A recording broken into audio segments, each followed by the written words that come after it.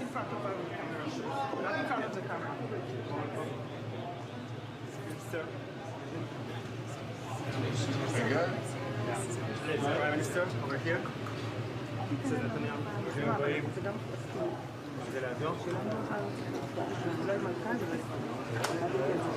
רגע, זה לא טוב. אפשר חצי צעד אחורה,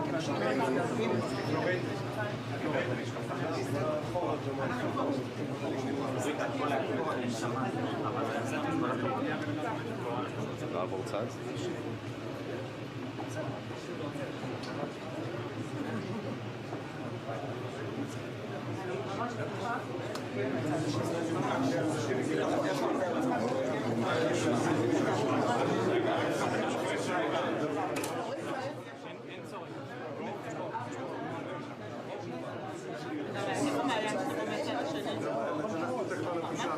יצא טוב,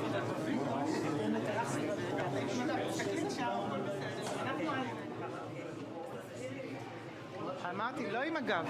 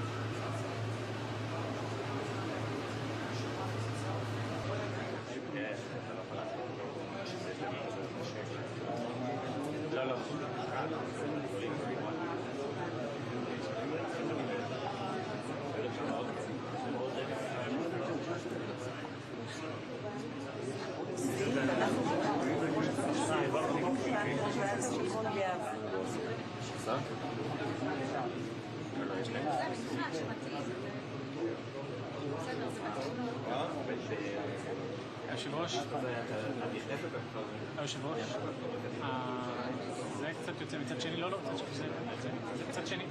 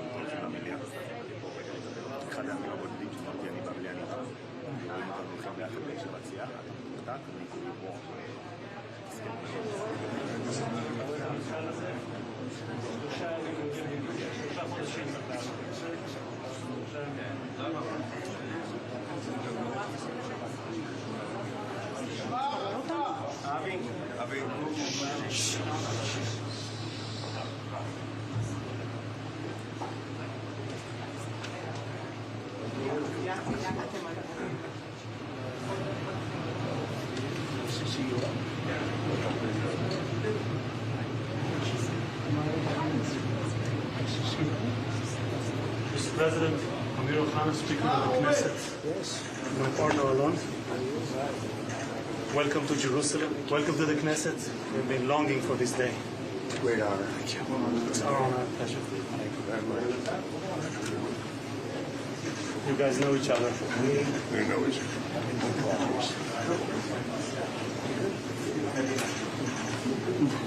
Good. Yes, please. This way, Mr. President.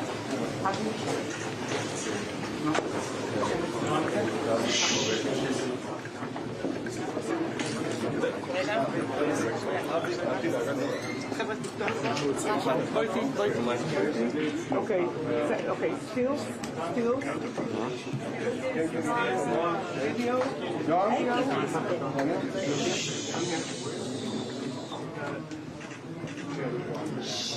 Let's start with one here. Let's look here first. Now this one. Then here.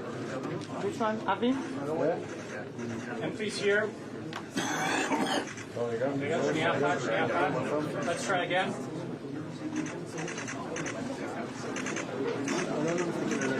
Alone.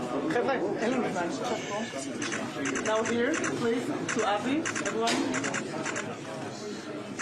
And White House photographer, please. Daniel? אוקיי, עכשיו על הספר? רגע, ראש מותיק. להסתכל על הספר. להסתכל על הספר. נועם, טיפה את היד השמתי. כן? אתה בסדר?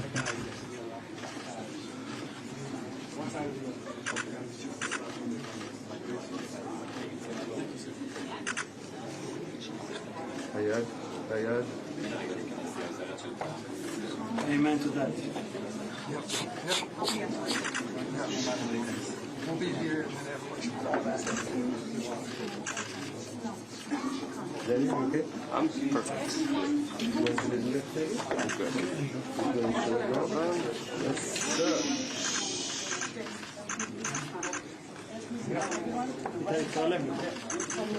Amen to that, Mr. President. Thank you. Don't call it. Come on.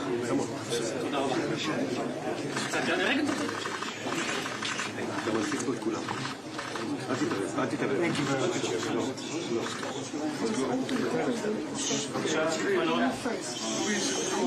Move this way. I have one move. Thank you. Sorry. You're all good.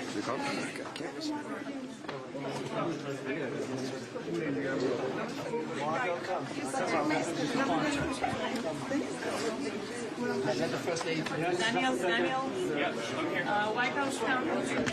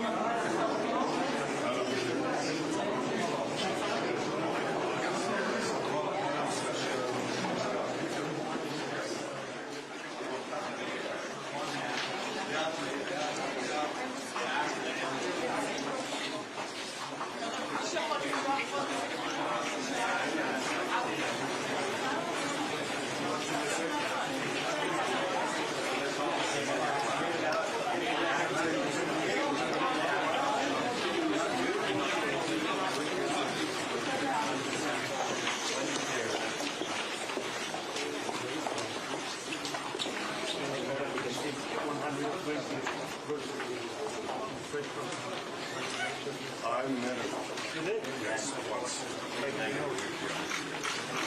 You good, man? Had a great summer. Just today, isn't it? No, actually 2 days ago. 2 days ago. 11th October.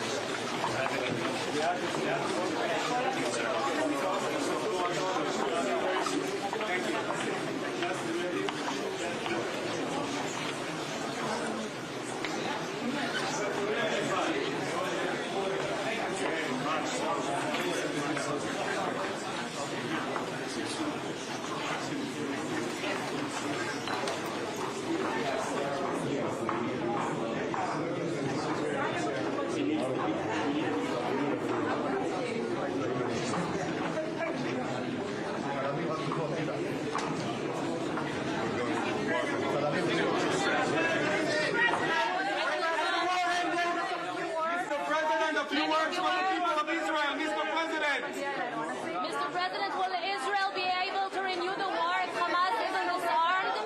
Mr. President, can we get a few words?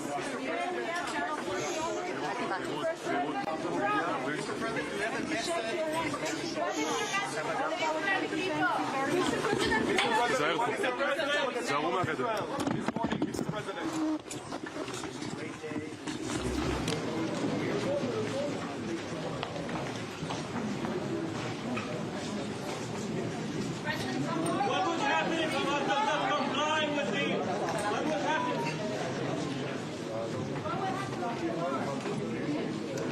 What would happen if Hamas does not comply with your plan, with this army?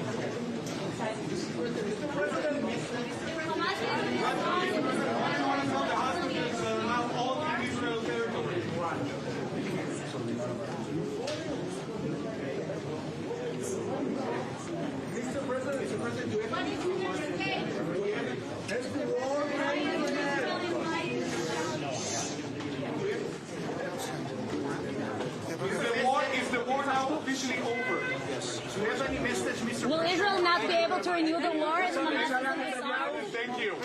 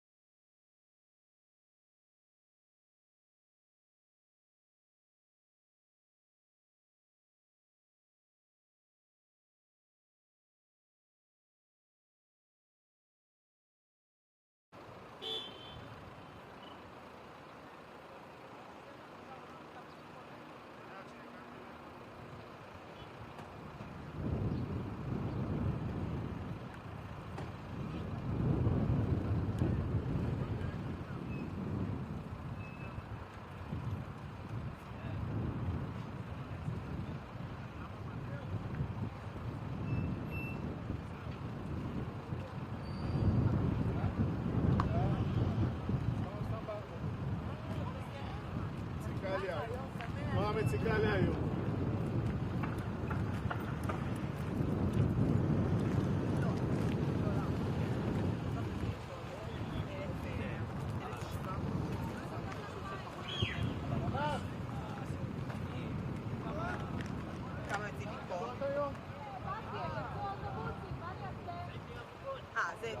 יש חלוקה, אני יודעת שבאזור ה-100 ומשהו מגרשים כן לדלקים לאיו"ש.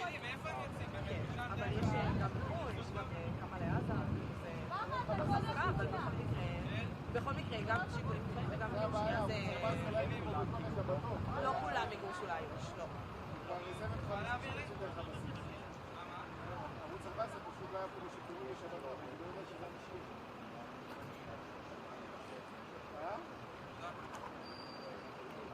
לאיו"ש. אתה לא רואה את האוטובוסים. לחו"ל, כאילו מצרים, קטאר, כן. אני לא בטוחה ספציפית איזה מספר, אבל אני כן יכולה להגיד בגדול שמגרשים לשם. שיקולים ביטחוניים, תלוי בסוג האסיר, מה הוא עשה, סיכונים. כאילו על מה הוא יושב, מה שנקרא. לא, אפשר ללכת שם על הגדר? שים אותה על הגדר. אנחנו לא יכולים על הגדר כרגע. לא, פה איפה שהגדר. בוא.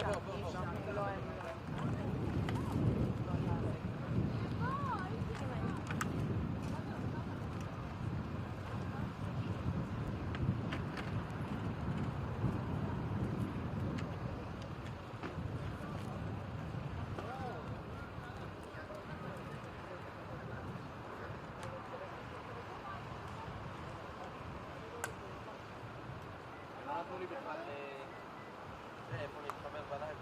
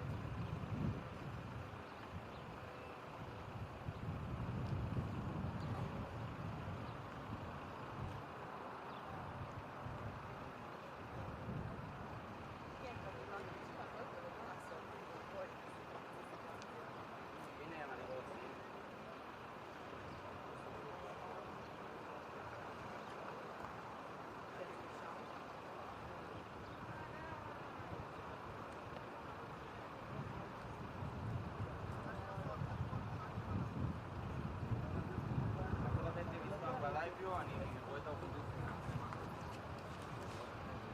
כאילו אופן.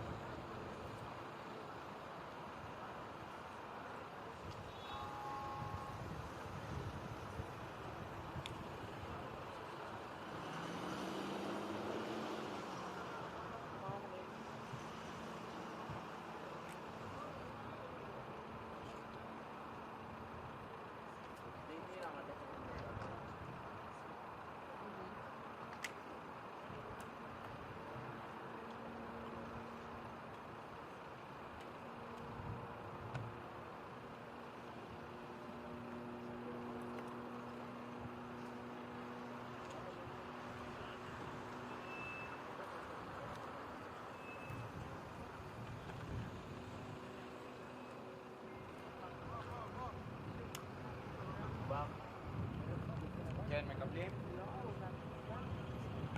כן. הלו. כן, שומע אותך? הלו.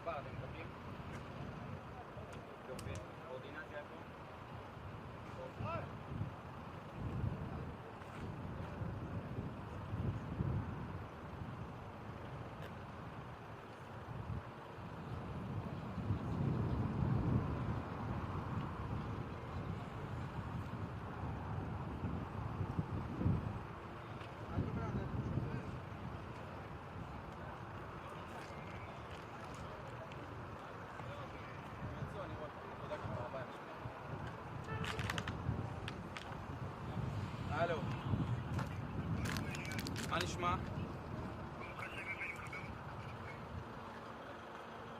חיים? כן. אנחנו צריכים שאני גם אהיה מסתכל. איך נעשה את זה?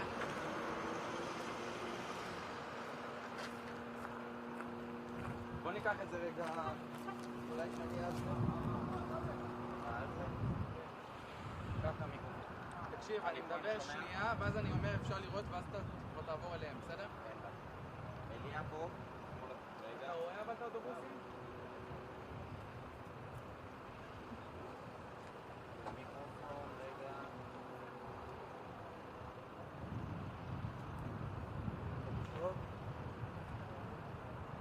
יאללה, אפשר.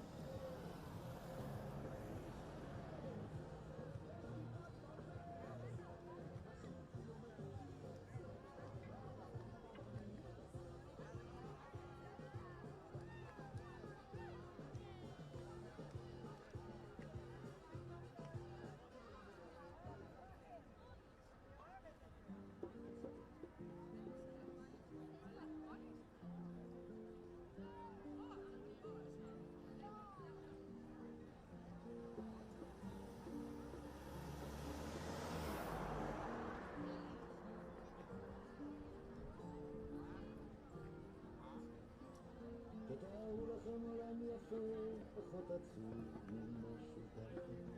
ואנחנו שם הולכים, עם שמש בכיסים, עם אגדות הכוכבים, והזמן עובר לי ככה, ואני אוהב לפגוש אותה וגם רגע.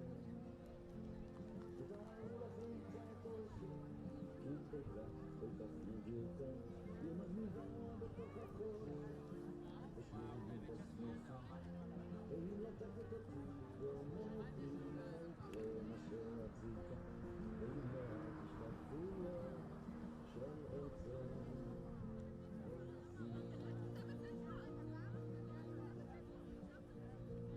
תודה לכם באמצע יום יפה, שמיים עליכם, שככה זה קורה.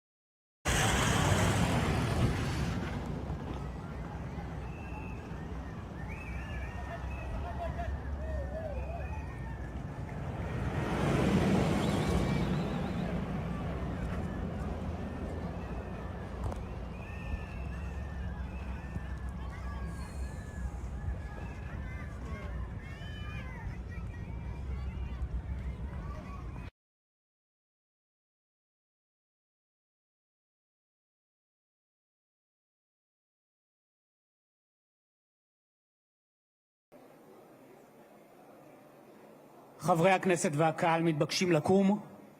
Members, please stand up. The Honorable President, the Honorable Speaker of the Knesset,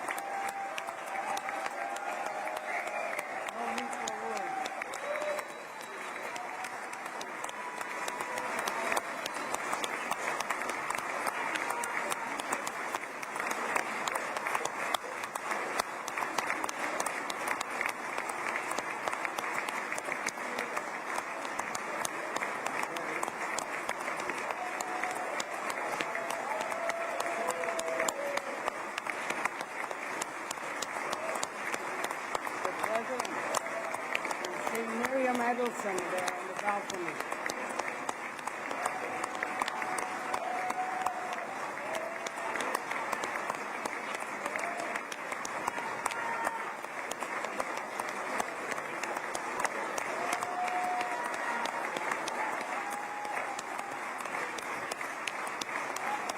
Show how they love you.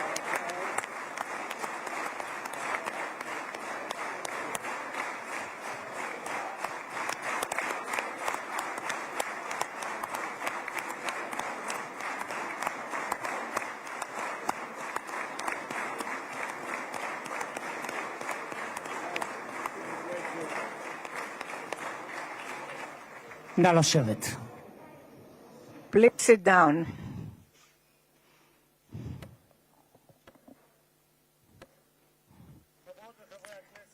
Knesset members, today is Monday, 13th of October 2025, and I'm intending to open the special session of the Knesset in honor of the President of the United States, Mr. Donald J. Trump.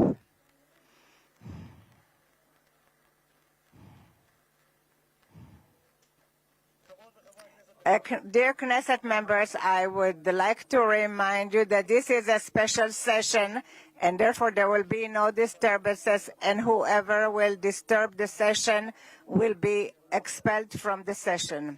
And there will be no warning, and it is allowed to applaud in this session the Honorable Mr. Yitzhak Herzog and his wife Michal, the Honorary the Prime Minister Benjamin Netanyahu and his spouse Sarah,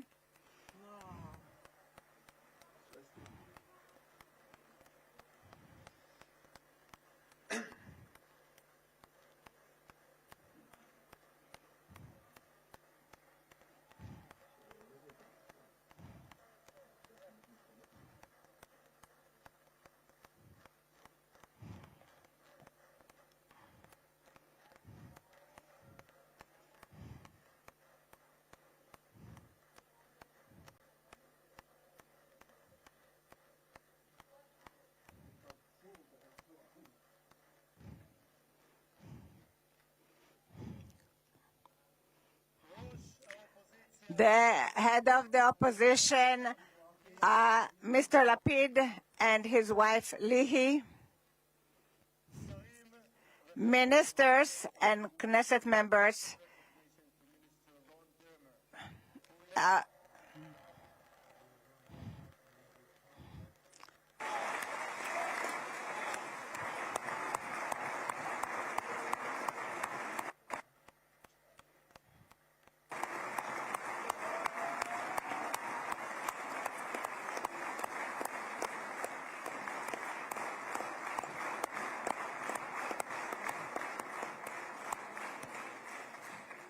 Special recognition to Minister Ron Dermer, who led the negotiation team on behalf of Israel. Thank you, Ron. Secretary of State Marco Rubio,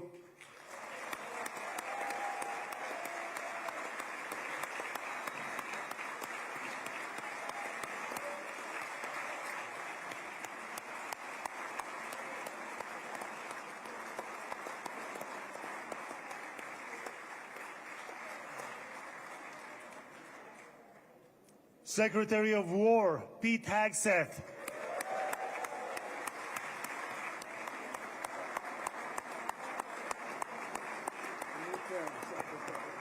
Secretary of War, I like it. I love it.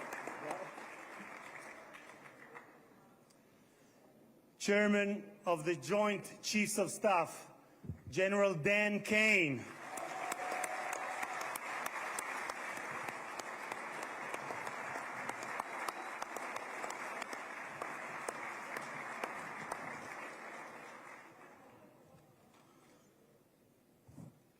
two key players, President Trump's special envoy Steve Witkoff, who is here with his partner Lauren,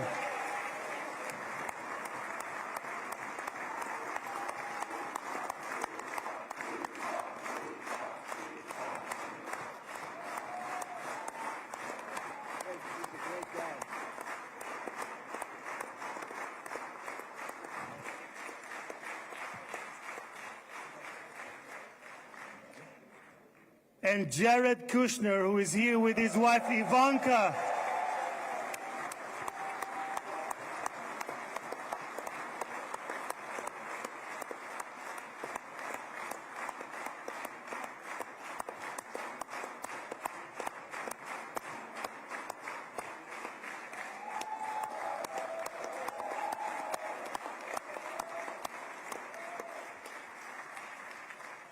And thank you guys for everything that you have done to bring about this day. Ambassador of the United States to Israel, my dear friend and my absolute favorite rock star, Mike Huckabee. Do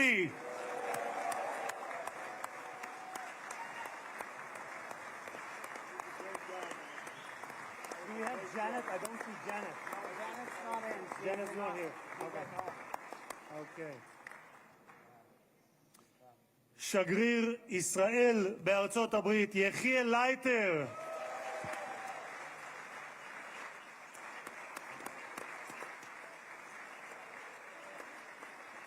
תודה. שגרירים וראשי משלחות זרות. Ambassadors and the mayor of Jerusalem, Mr. Leon, and the first team of the government, the heads of the states, and those who are here, the Eyal Zamir, the chief of staff,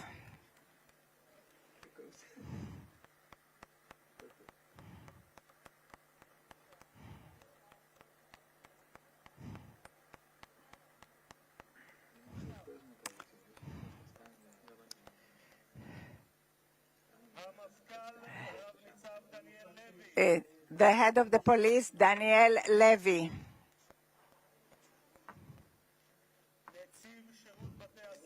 The head of the prisons, Mr. Jacobi. He's one of those who is in.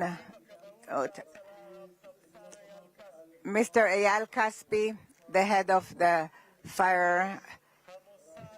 The head of the Mossad, Mr. David Barnea.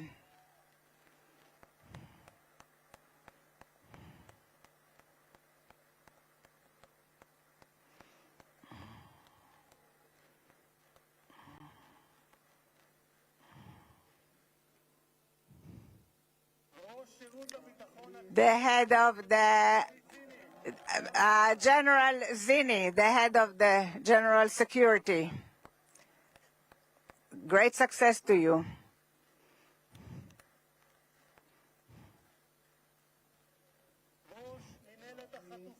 The head, Mr. Gal Hirsch, the head of the headquarters for the abductees.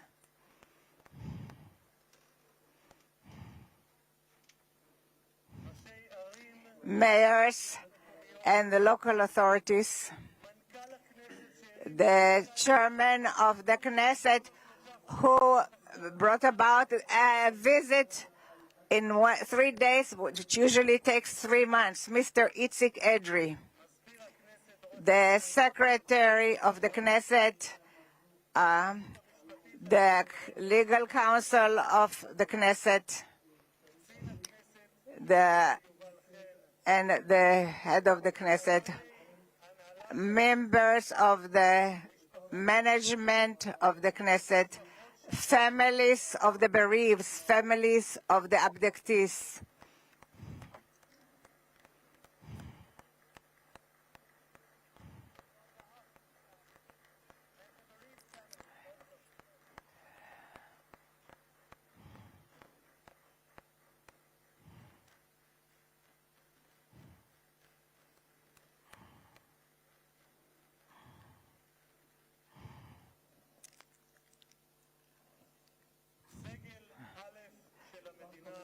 The head great honoraries, and I am exempt the others from mentioning them, dear and the citizens of Israel. I had the special honor to bless together with you the best friend of that Israel ever had in the White House.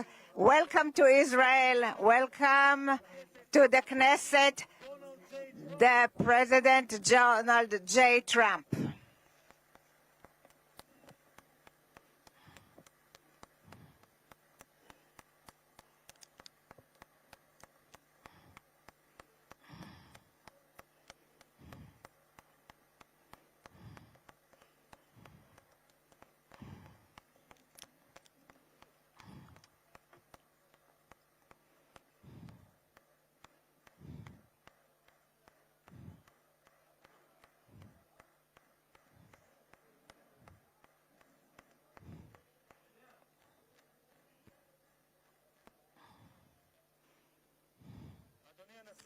Mr. President, I would like to thank you that you granted the Knesset the honor that it is the first parliament that you are visiting in your present term.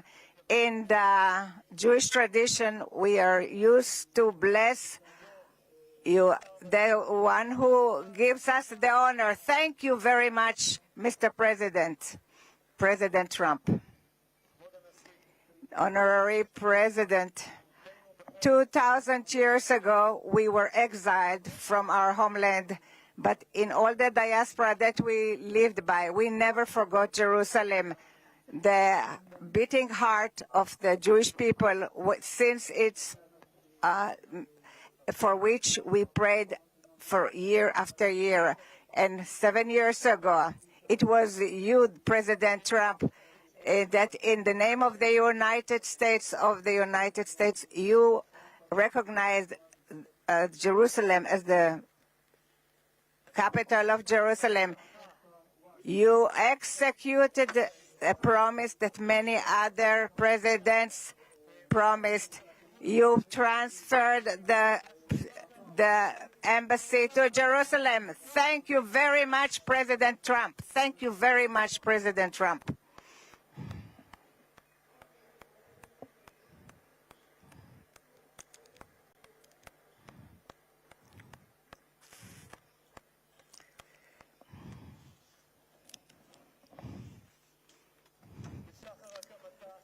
In the dawn of its establishment, Israel was forced to fight, but it always extended its hand to peace. 7 years ago, you led the Abraham Accords, and I had the privilege to serve in this government that signed it, and it was very meaningful for me because 2.5 years ago, I was the first head of the Knesset that was invited to speak in a parliament of Arab country, and it was in the country of Morocco, where my parents came from. You you made its relationship closer in accord that it's peace for peace. Thank you very much, President Trump.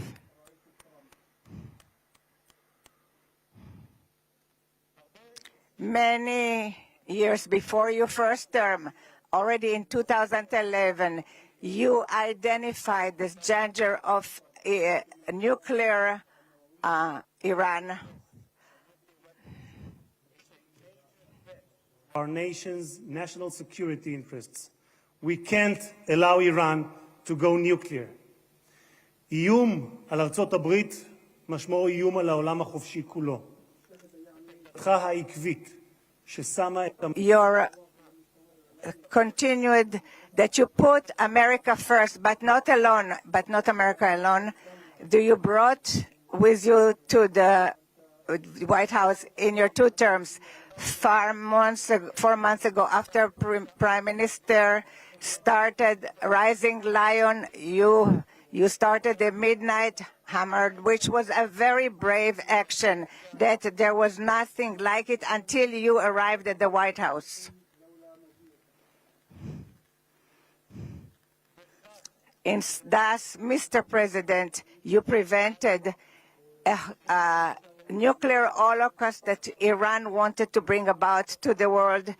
A country in its parliament, its elected officials cry death to America and death to Israel. And today we can say to the Ayatollahs rule in Iran will not have nuclear power. Thank you, President Trump.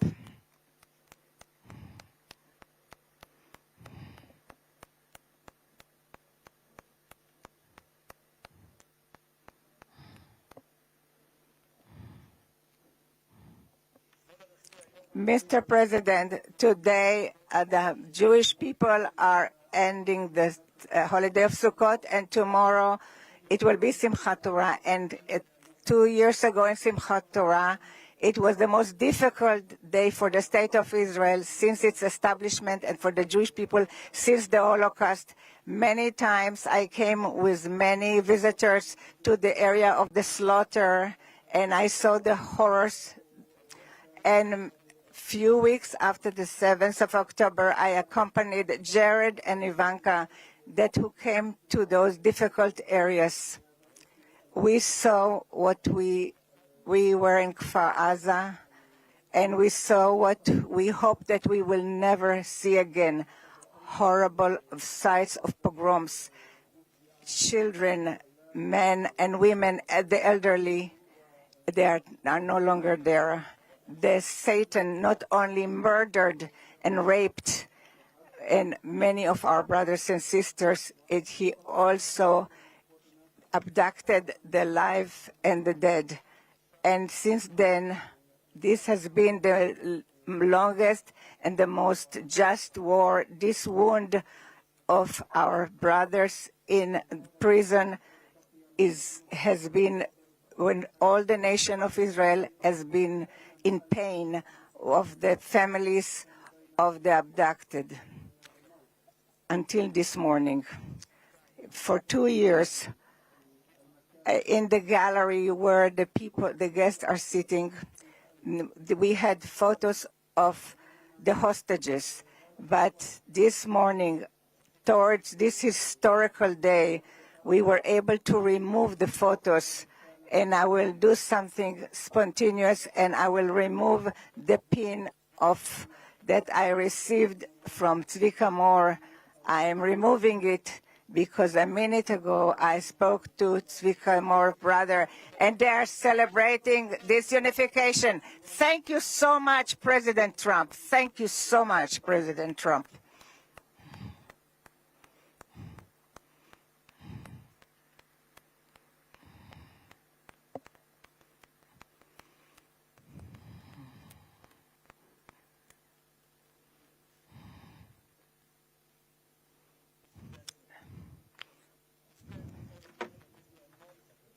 Another American president, but as a giant of Jewish history, one for whom we must look back 2.5 millennia into the mists of time to find a parallel, Cyrus the Great.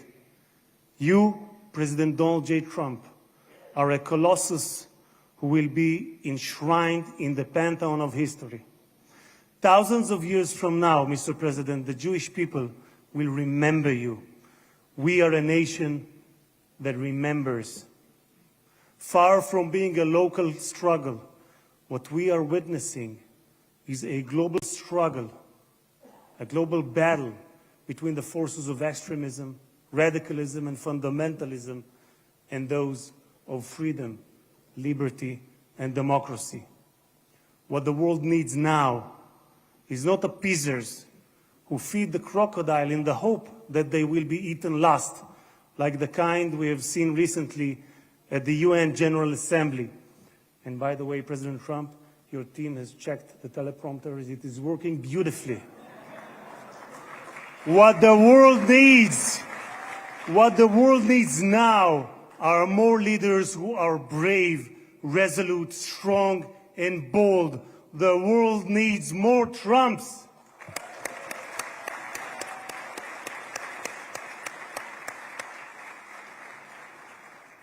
Mr. President, with your permission, I would like to take this moment to address Prime Minister Netanyahu.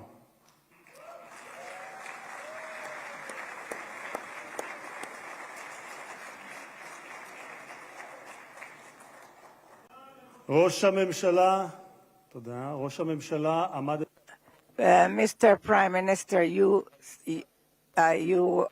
the last few years, you faced great pressures. Steve Witkoff, the special envoy that fought along with you to return the hostages, said about you, the most difficult work was that of the Prime Minister. It was the Prime Minister who had to take hard decisions, how much we have to be hard towards Hamas and when we have to be more moderate.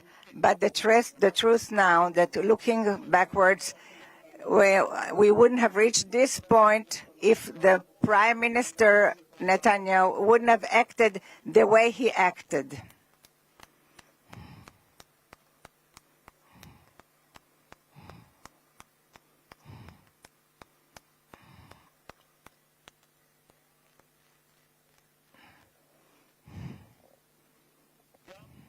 Also, my President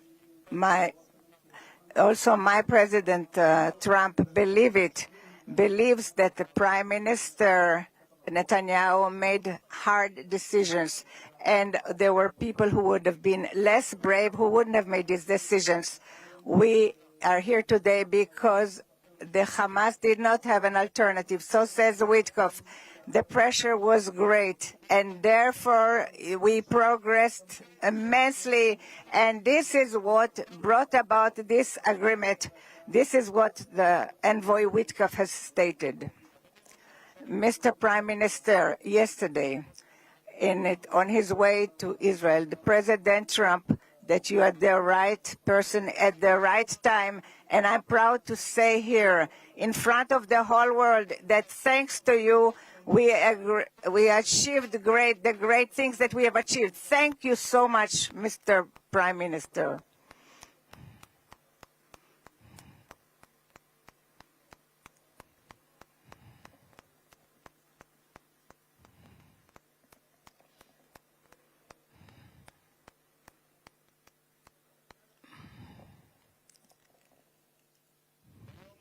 This day, today, and we will thank from the depths of our heart to the brave soldiers of the IDF, of the Israeli Defense Forces,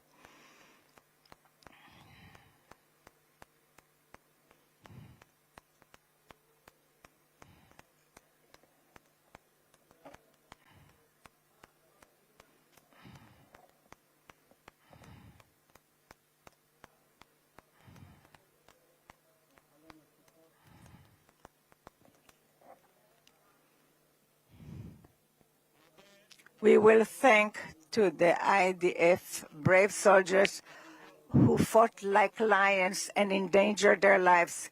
in order to protect the state of Israel. Many of them sacrificed their lives for the country that bows its head. Their blood was did not die in vain, because with their heroism they brought this state, and their names will be inscribed forever in the hearts of the nation. President. There was not a single person on this planet who did more than you to advance peace. No one even came close.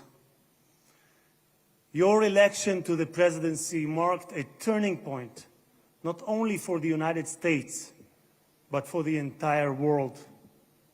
Through your strength of character and unwavering resolve, you brought an end to bloody conflicts in no fewer than 8 regions across the globe. In less than 9 months, you became one of the most consequential presidents in history.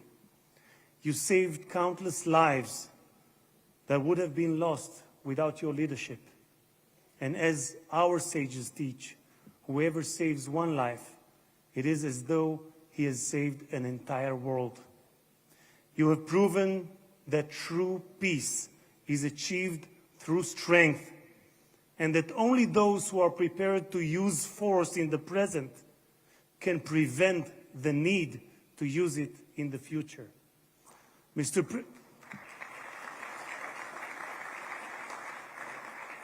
President, you, more than any other individual, are deserving of the highest recognition for your efforts in promoting peace. Therefore, I hereby announce that together with our good friend, Speaker of the House, Mike Johnson, we will rally speakers and presidents of parliaments from around the world to submit your candidacy for the Nobel Prize, Peace Prize next year. There is no one more deserving than you, President Trump. No one.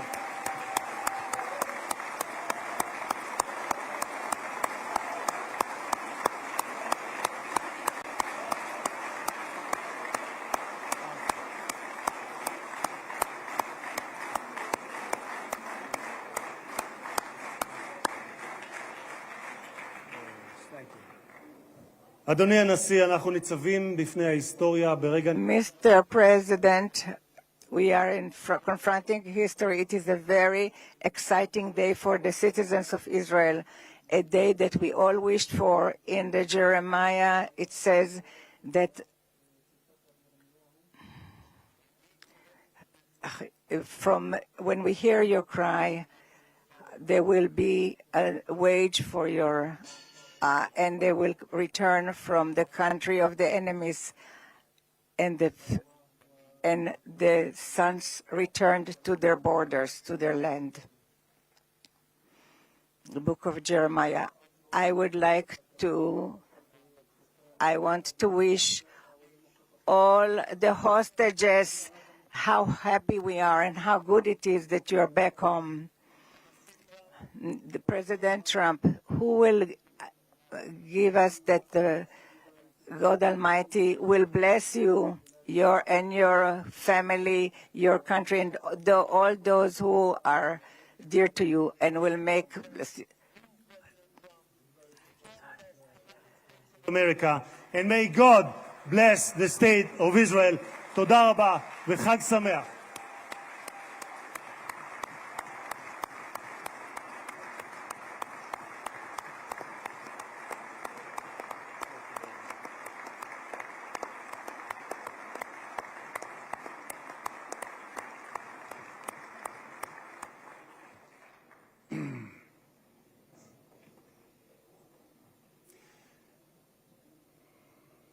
אני מתכבד להזמין כעת את ראש הממשלה.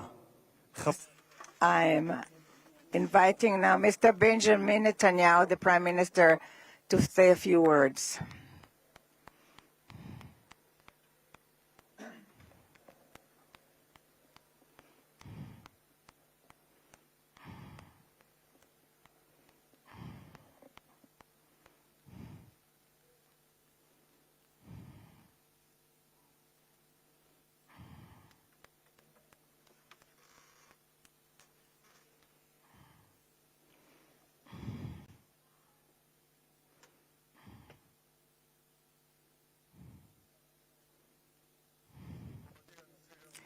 President Herzog and his wife Michal,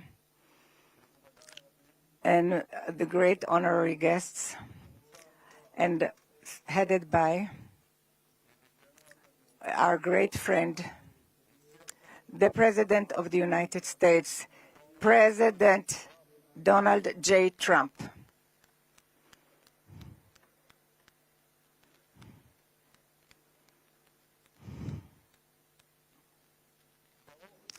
Welcome to Jerusalem, our eternal capital. Welcome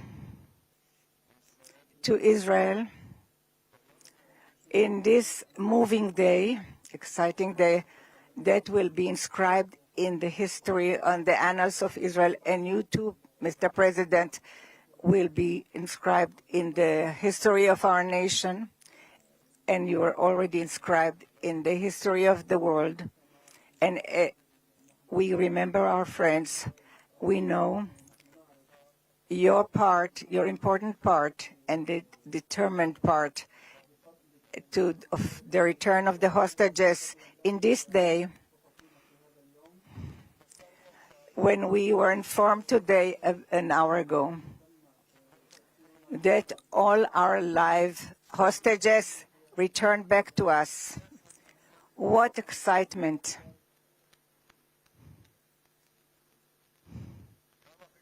How long we've waited for this moment, and we have committed to return everyone. And I want to thank you personally and on behalf of the whole nation. Thank you, Mr. President, President Trump.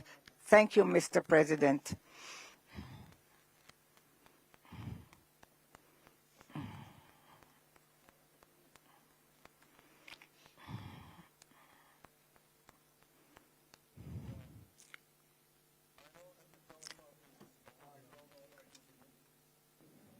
But I'm not sure about the translation. So I'll say words in English. President Trump, the Knesset welcomes you and your distinguished delegation to Jerusalem, our eternal capital. This is your first visit to Israel since you recognize Jerusalem as our capital and moved the embassy here. Thank you, President Trump, for that.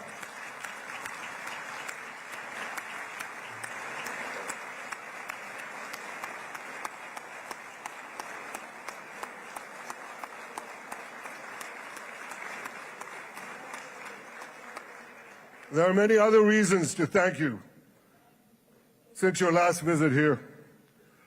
Thank you for recognizing Israeli sovereignty over the Golan Heights.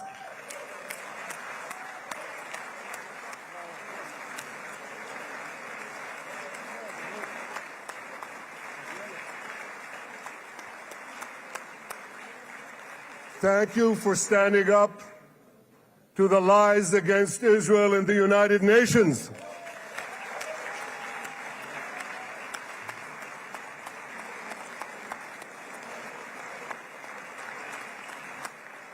Thank you for recognizing in your 2020 peace plan our rights in Judea and Samaria, the ancestral homeland of the Jewish people.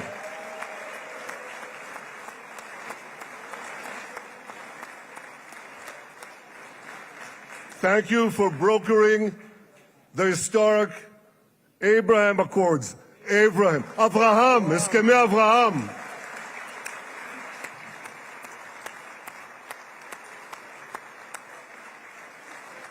Thank you for withdrawing from the disastrous Iran nuclear deal.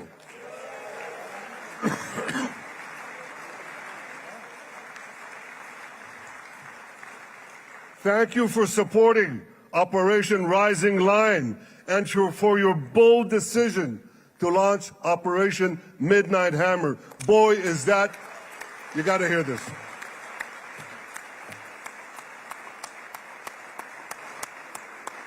This is the most fitting name ever named for a military operation, because a little after midnight, you really hammered them.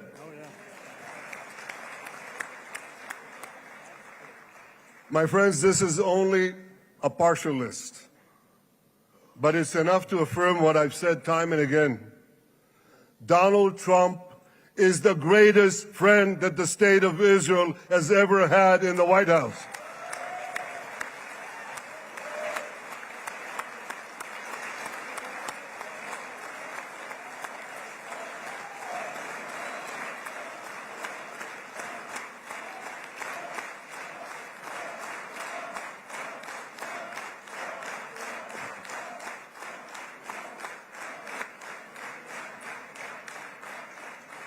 No American president has ever done more for Israel. And as I said in Washington, it ain't even close.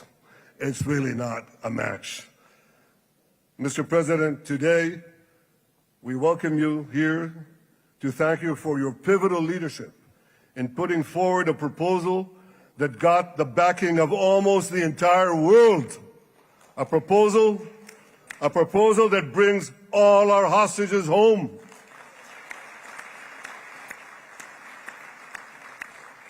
A proposal that ends the war by achieving all our objectives. A proposal that opens the door to an historic expansion of peace in our region and beyond our region. Mr. President, you are committed to this peace. I am committed to this peace. And together, Mr. President, we will achieve this peace. We've done it before. We've done it before in the Abraham Accords, and we'll do it again. Mr. President, today the Jewish calendar marks the end of 2 years of war. That war began on October 7th, on the Jewish festival of Simchat Torah. You always tell me, and you tell the world, remember October 7th. Mr. President, we remember. We remember the thousands of Hamas terrorists who stormed into our towns and kibbutzim. We remember the 1,200 people Hamas savagely slaughtered in cold blood, including dozens and dozens of Americans. We remember entire families burnt alive as they embraced each other. We remember the beautiful young Israelis brutally gunned down at the Nova Music Festival. We remember the hundreds of our citizens who were dragged into the dungeons of Gaza, including 12 Americans, men and women, young and old, babies and elderly Holocaust survivors. My friends, Mr. President Donald, these monsters take babies as hostages. In response to this barbaric attack on October 7th, Israel did what it had to do. With indomitable courage, we set out to defend our people, to defeat our enemies, and to release our hostages. Our heroic soldiers fought like lions. They fought on the front lines of civilization and barbarism. Israel achieved amazing victories over Hamas and the entire Iran terror axis. Sinwar, Dev, Hania, Nasrallah, Assad, they're all gone.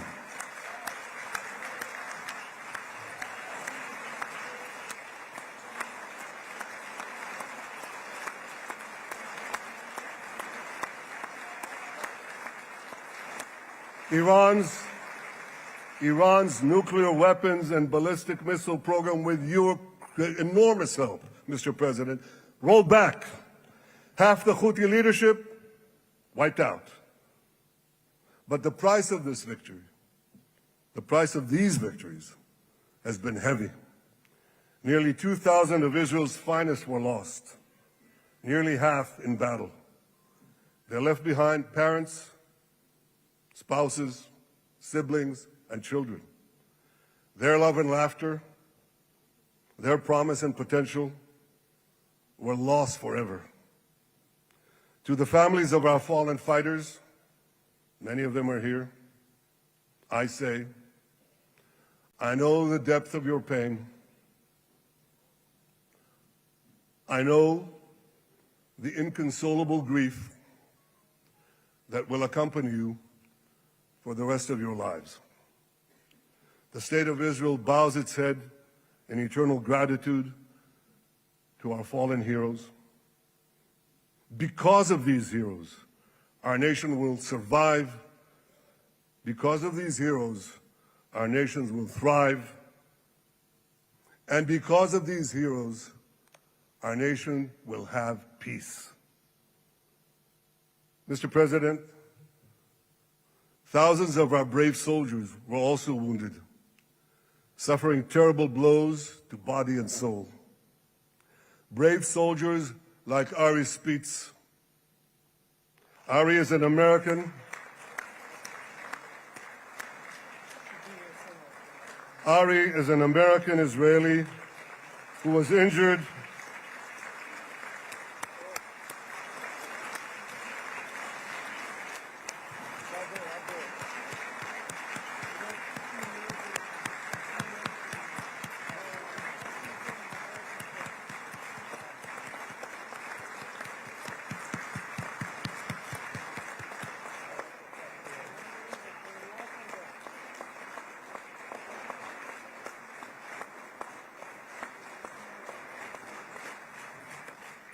Ari is an American Israeli who was injured in Gaza while searching for Hamas terrorists and weapons.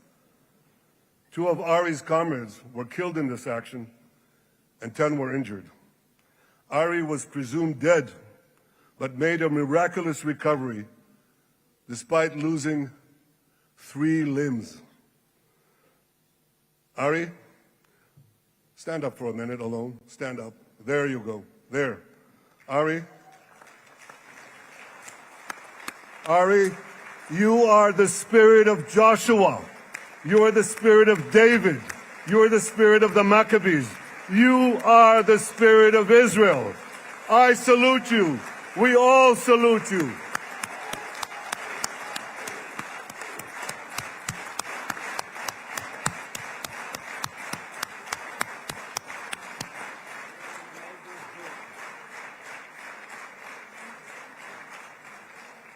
Sabine Tassa of Kibbutz Netiv HaAsara is watching us today from the Israeli consulate in Los Angeles. Sabine lost her husband and her oldest son on October 7th. She is the mother of 3 other boys.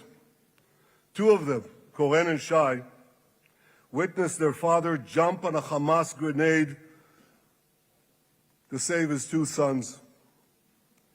We all saw the film of those 2 boys crying out in pain, "Father is dead. Why? Why did God save me?" Mr. President, my friend Donald, I've seen some very tough things in my life. But I couldn't bring myself to watch those boys suffering again. So I didn't see this film except once. Yet Sabine, their mother, has had the strength and fortitude to show this film across the world. And my wife Sarah and I asked her, "Sabine, how do you do it? Why do you do it?" And she answered, "I do it to show the entire world the monsters Israel is fighting and the justice of our cause." This is what she's doing once again in Los Angeles. Sabine, you can hear me now, so I want to tell you on behalf of all of us, you embody the spirit of our biblical heroines, Deborah, Ruth, and Esther. You too are the spirit of Israel, and we all salute you.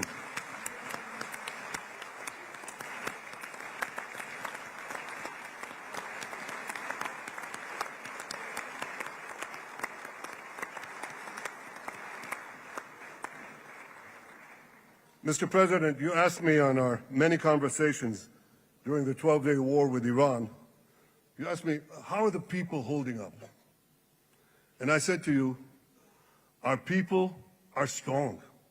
Israelis are a nation of lions with unlimited resolve to defend our country and secure our future. The people give strength to our soldiers, and the people give strength to me and to my colleagues.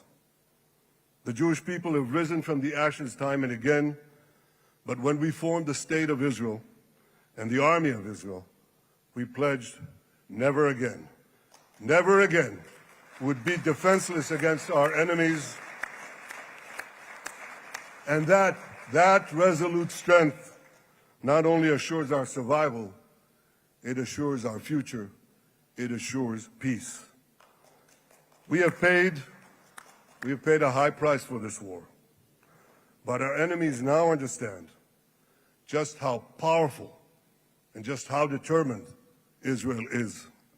They understand that attacking Israel on October 7th was a catastrophic mistake. They understand that Israel is strong and that Israel is here to stay. And this, Mr. President, is the indispensable foundation of peace. Peace through strength. Ladies and gentlemen, this is a momentous day, a day of great joy as the remaining hostages come home. My wife Sarah and I have met with the hostage families many times. There were no words to describe their agony, only tears of bottomless sorrow and unimaginable pain.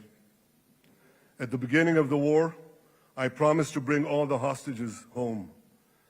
Today, with the indispensable help, the determined and focused help, the unremitting help of President Trump and his team, and with the incredible sacrifice and courage of the soldiers of Israel, we are fulfilling that promise.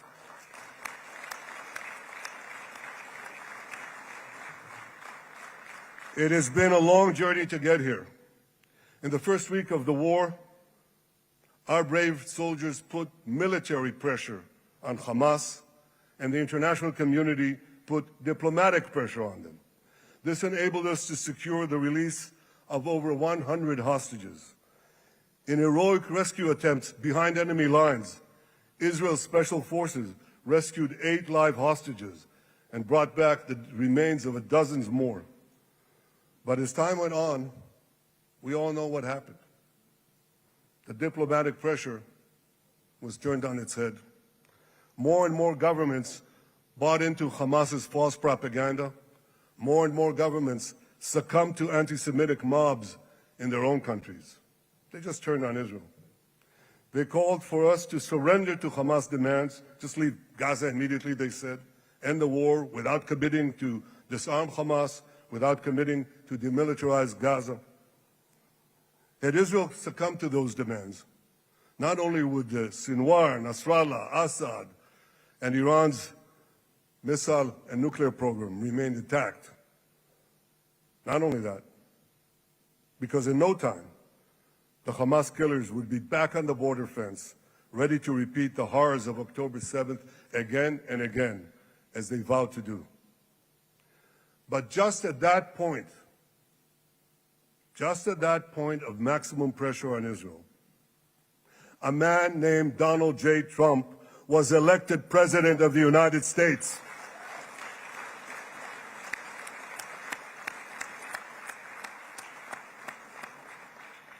And ladies and gentlemen, overnight, everything changed. Everything. Right here. Mr. President, thanks to your unequivocal backing of Israel, we secured a second hostage deal within weeks of your election. And in the months that followed, we worked closely together to forge a path to bring the remaining hostages home and end the war. End the war in a way that ensures the disarming of Hamas, the demilitarization of Gaza, and that Gaza would never again pose a threat to Israel. 2 months ago, you fully backed my decision to send the IDF into the last Hamas stronghold in Gaza City. You shared my view that this military pressure would help free the hostages. And despite all the criticism, all the naysayers, we were right. Hamas caved in. And 2 weeks ago, you succeeded in doing something miraculous. You succeeded in doing something that no one believed was possible. You brought most of the Arab world, you brought most of the world behind your proposal to free the hostages and end the war. I want to thank Steve Witkoff, Jared Kushner, and Ron Dermer for their great contribution to this effort.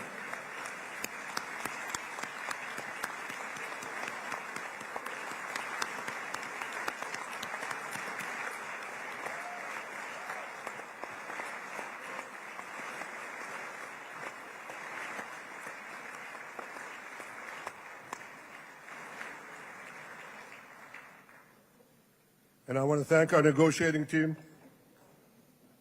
I believe that the close cooperation between the two of us, between our two nations, combining Israel's military pressure and President Trump's unmatched global leadership.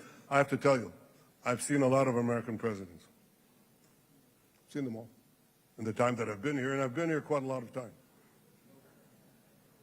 I've never seen anyone move the world so quickly, so decisively, so resolutely as our friend President Donald J. Trump.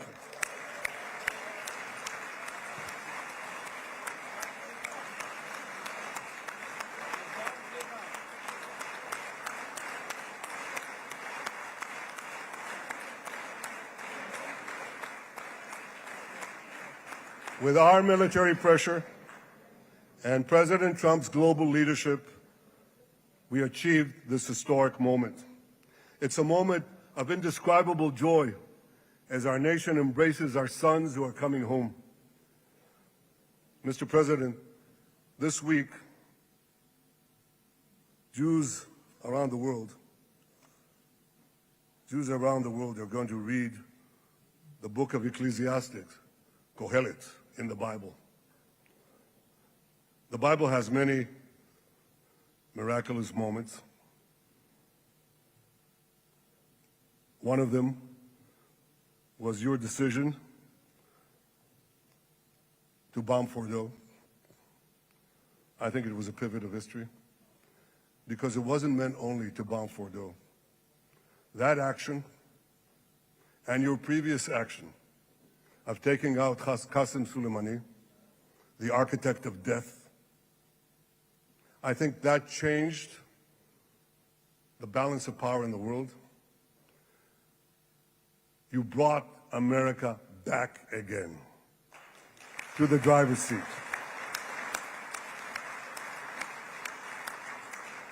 Now, I said that we're going to read this week the book of Ecclesiastes. It's not a book of action. It's a book of meditations, of thought, of perspective on life and on death. And in this book, we read the immortal words of King Solomon. To everything there is a season, and a time for every matter under heaven. Et milchama ve'et shalom. A time for peace and a time for war. The last 2 years have been a time of war. The coming years will hopefully be a time for peace.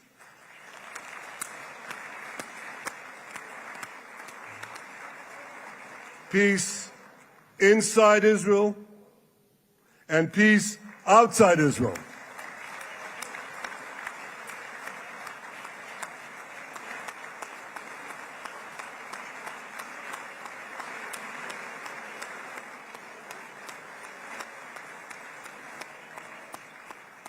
I look forward to continuing marching with you on the path we paved together with the Abraham Accords.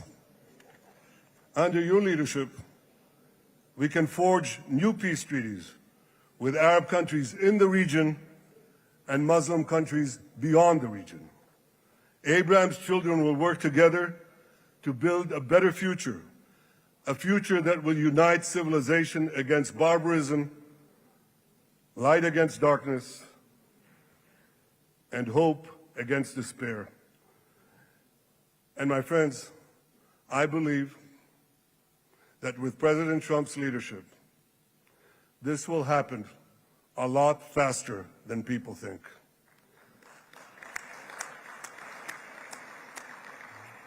As Prime Minister of Israel, I extend my hand to hold those who seek peace with us. No one wants peace more than the people of Israel. Israel will always remain vigilant in defending itself, and Israel will always remain full of hope. Hope is our national anthem. Hope is our creed. Hope is our strength. It is time, my friends, to realize that hope and expand the circle of peace. Mr. President, thank you for all you have done for us. I have submitted your nomination to be the first non-Israeli recipient of the Israel Prize, Israel's highest award. As to that other prize, just a question of time, you'll get it. But I want you to get the Israel Prize, our highest award, to our greatest friend.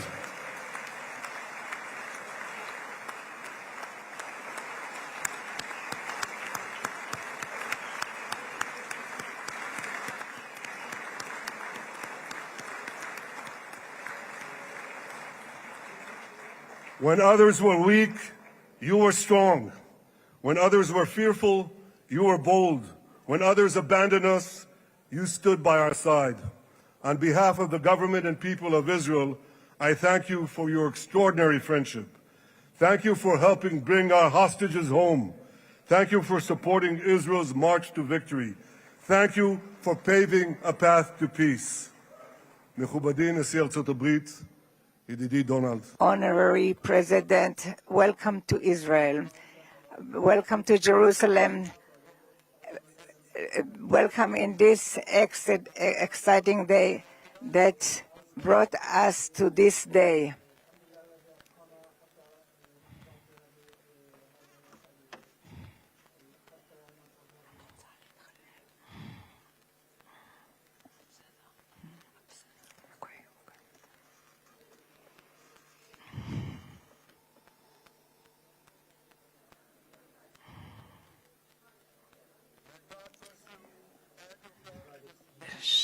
May God bless America, may God bless Israel, and may God bless the covenant between our two promised lands. Thank you, Mr. President.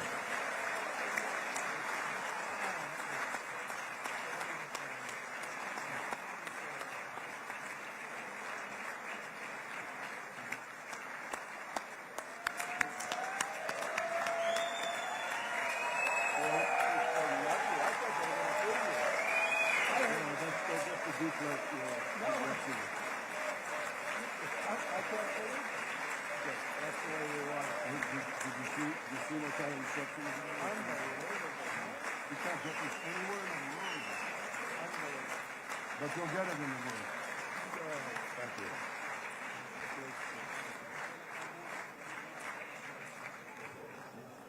The President. Where?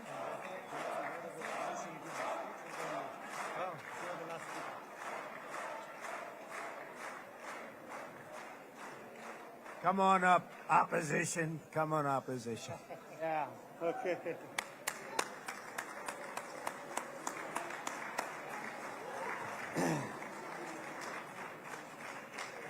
אני מתכבד להזמין כעת את ראש האופוזיציה, חבר הכנסת יאיר לפיד.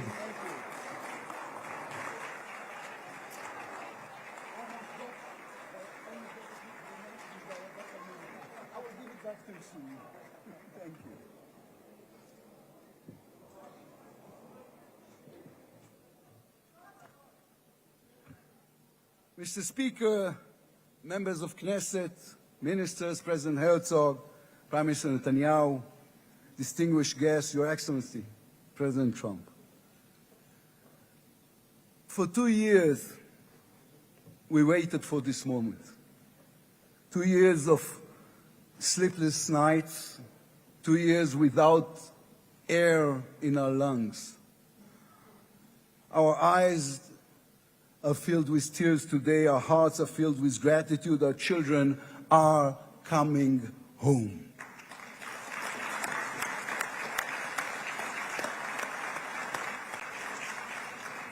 In the Babylonian Talmud, a sacred book of the Jewish people, it is written, whoever destroys one life, it is as though he destroyed an entire world, and whoever saves one life, it is though as he has saved an entire world. Mr. President, you have saved the lives of our hostages.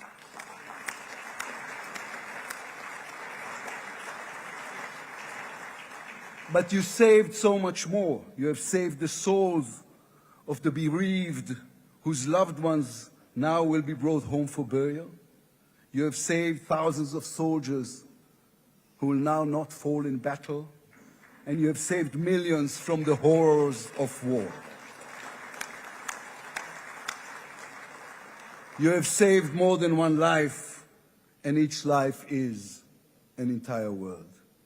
This is a historic moment, and a reminder that history is shaped by people. It is shaped by those who know the past, but have the vision to change the future. When you were elected, you declared that you would be the president of peace. You have kept your word. The fact that you were not awarded the Nobel Peace Prize is a grave mistake by the committee. But they will have no choice, Mr. President. They will have to award it to you next year.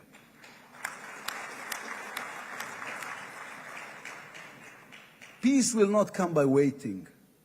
It will come by building, by reaching out, and by daring once again to believe. You, Mr. President, have done the unimaginable. We will be eternally grateful.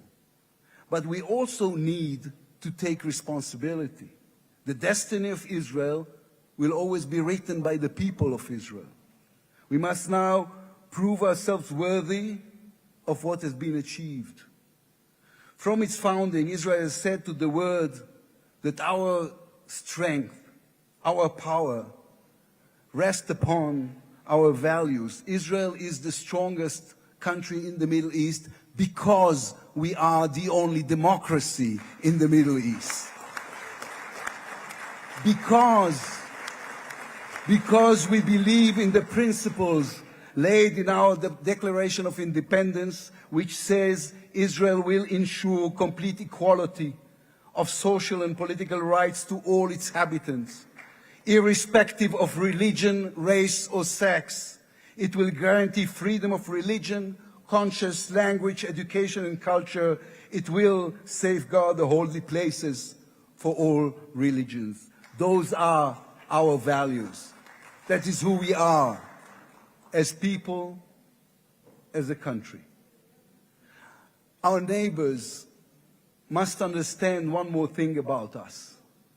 We are not going anywhere. The Middle East is our home. We are here to stay. Our story did not end in the Bible. It began there. It continues in our laboratories and universities, in our innovation hubs. Hamas, Hezbollah, Iran, and the Houthis, they all read the wrong intelligence reports. The real intelligence report on Israel's intentions is found in the book of Genesis. And I will give you and your descendants after you the land of Canaan for an everlasting possession. We call upon the nations of the Islamic world and all our neighbors, Saudi Arabia, Syria, others. We are here to stay.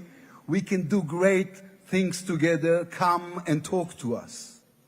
Mr. President, You are the one who can make it happen as you did with the historic Abraham Accords. Then too, no one believed it was possible. Then too, you imposed your vision on everyone.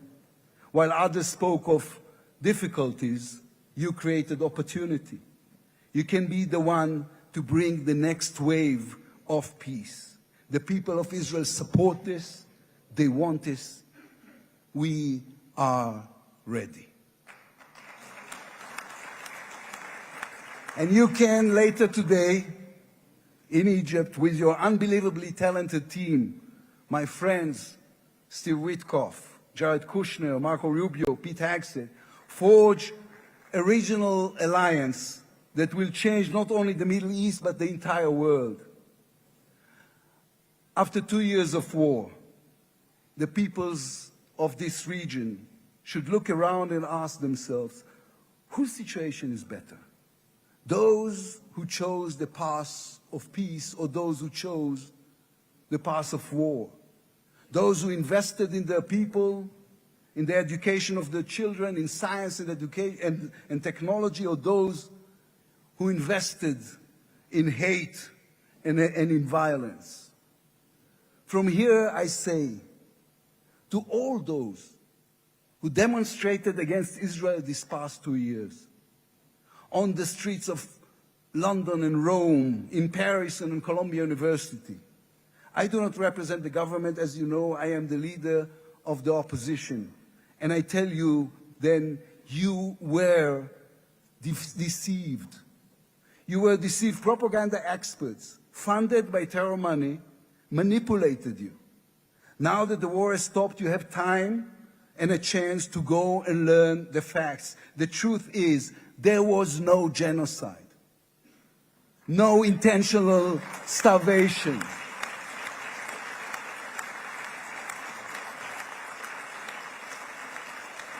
The truth is, there was an army and a country fighting in the most complicated conditions imaginable against terrorists who send their own children to die for a follow-up, who use their own children as human shields. The truth is that a democratic state was attacked by a fanatical terrorist organization. 1,200 people were killed in one day, women were raped, babies were burned alive. And all that, on all the while, they played with your minds, selling you the absurd idea that supporting Islamic terror is somehow a liberal value. There is good and evil in this world. When you stand with Hamas, you stand with evil. When you stand with Hezbollah, you stand with evil. When you stand with the Iranian regime, you stand with evil. When you stand with Israel, you stand on the side of justice.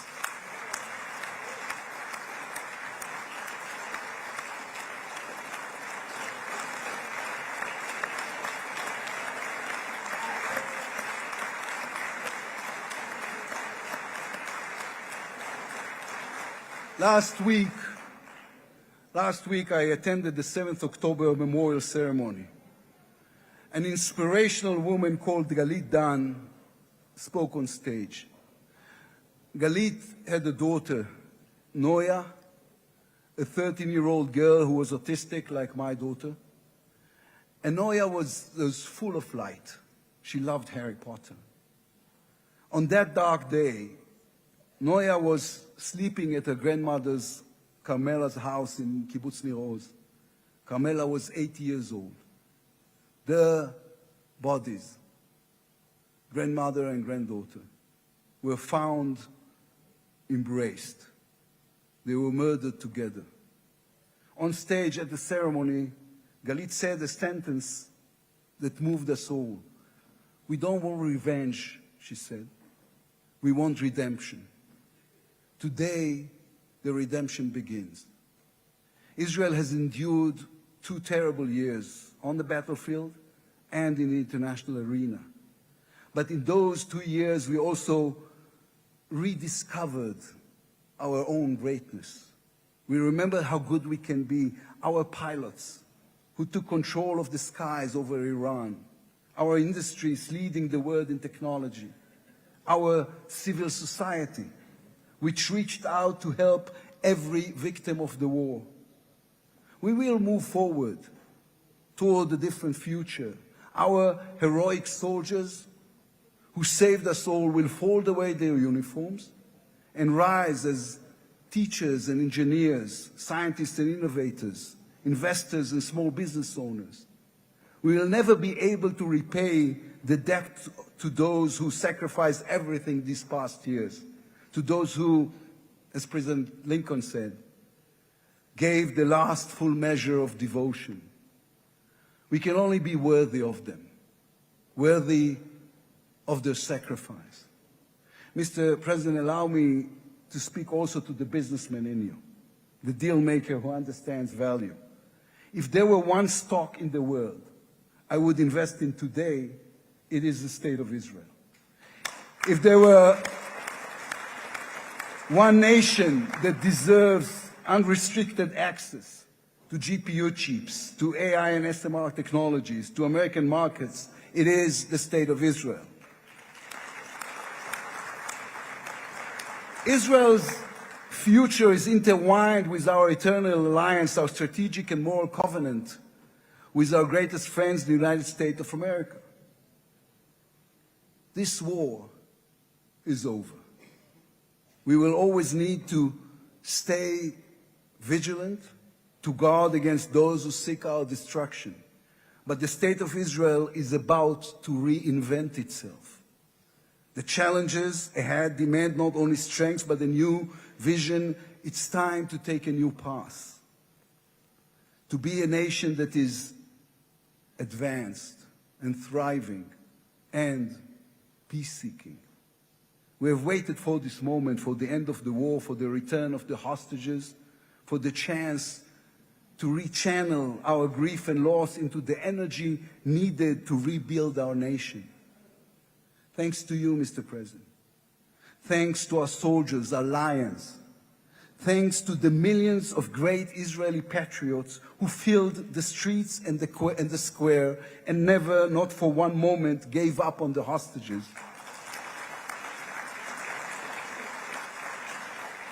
Thanks to all of them, the strength within us can now rise, succeed, and build for our future and for our children. Thank you very much. God bless the United States of America. Am Israel Chai.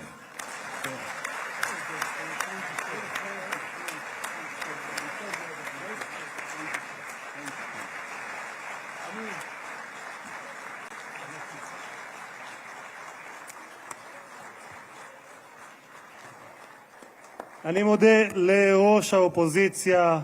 I would like to thank the head of the opposition, members of the Knesset, President of the United States of America, His Excellency Donald J. Trump, to address the Knesset.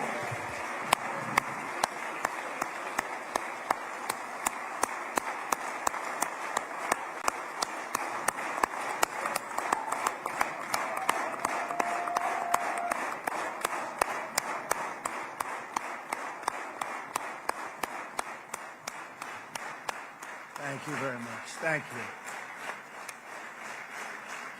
Thank you very much, everybody. It's a great honor. Nice place. Very nice place. Mr. President, Mr. Prime Minister, Mr. Speaker, esteemed members of the Knesset and cherished citizens of Israel, we gather on a day of profound joy, of soaring hope, of renewed faith, and above all, a day to give our deepest thanks to the Almighty God of Abraham, Isaac, and Jacob.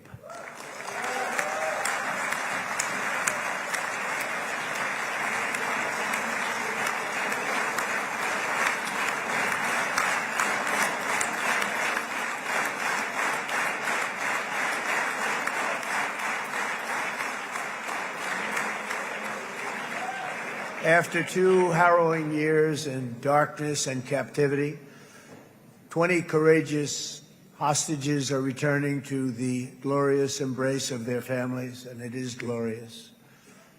28 more precious loved ones are coming home at last to rest in this sacred soil for all of time.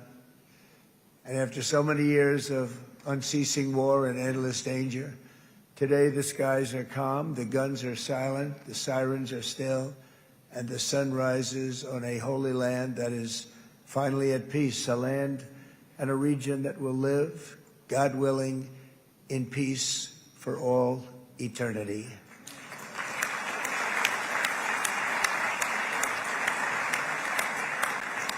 This is not only the end of a war, this is the end of an age of terror and death and the beginning of the age of faith and hope and of God.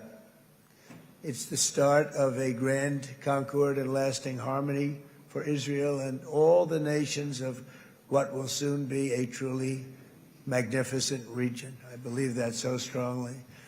This is the historic dawn of a new Middle East. I want to express my gratitude to a man of exceptional courage and patriotism whose partnership did so much to make this momentous day possible. You know who I'm talking about. There's only one. Prime Minister Benjamin Netanyahu. Bibi, please stand up.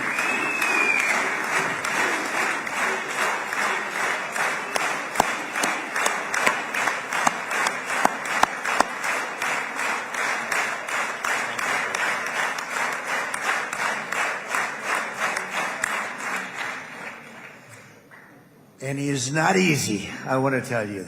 He's not the easiest guy to deal with, but that's what makes him great.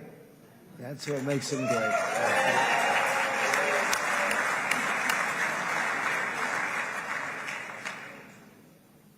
Thank you very much, baby. Great job.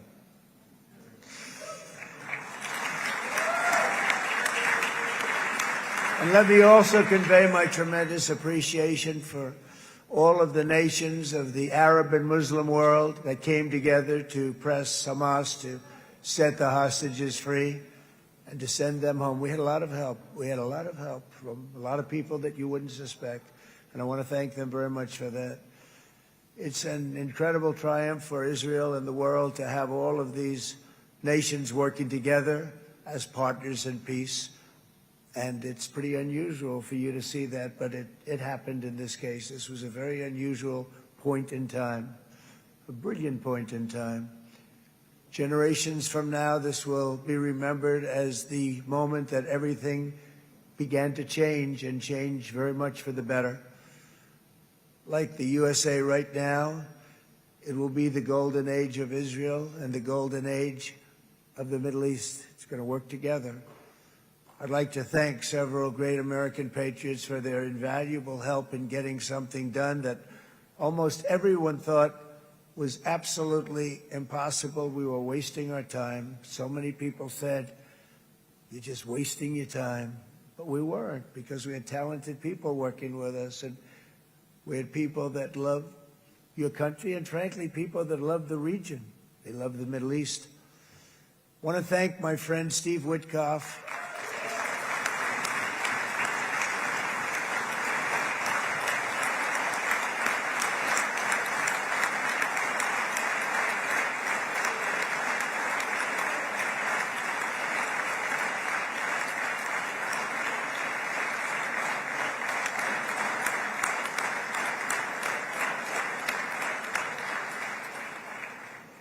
You know, Steve was chosen by me. He never did this before, but I knew him as a few things. He was a great businessman, but I know a lot of great businessmen, to be honest with you. He had tremendous negotiating skills, but I know a lot of people that negotiate pretty well, although it is an art. But there are people that can negotiate pretty well. But most importantly with Steve, he's just a great guy. Everybody loved him. Everybody.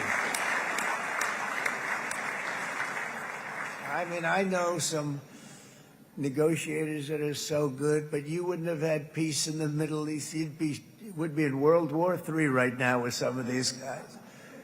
Everybody loves Steve, and they respect him, and they somehow can relate to him. I've known him for many years, and I've seen it over over and over again.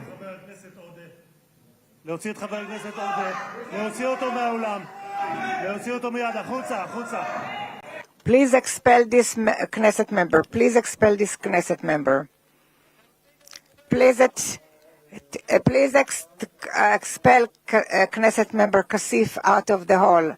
Please expel him immediately.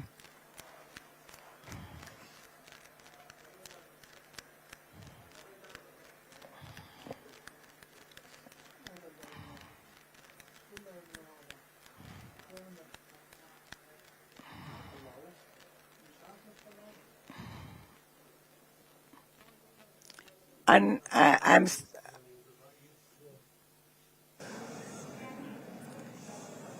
That was very efficient.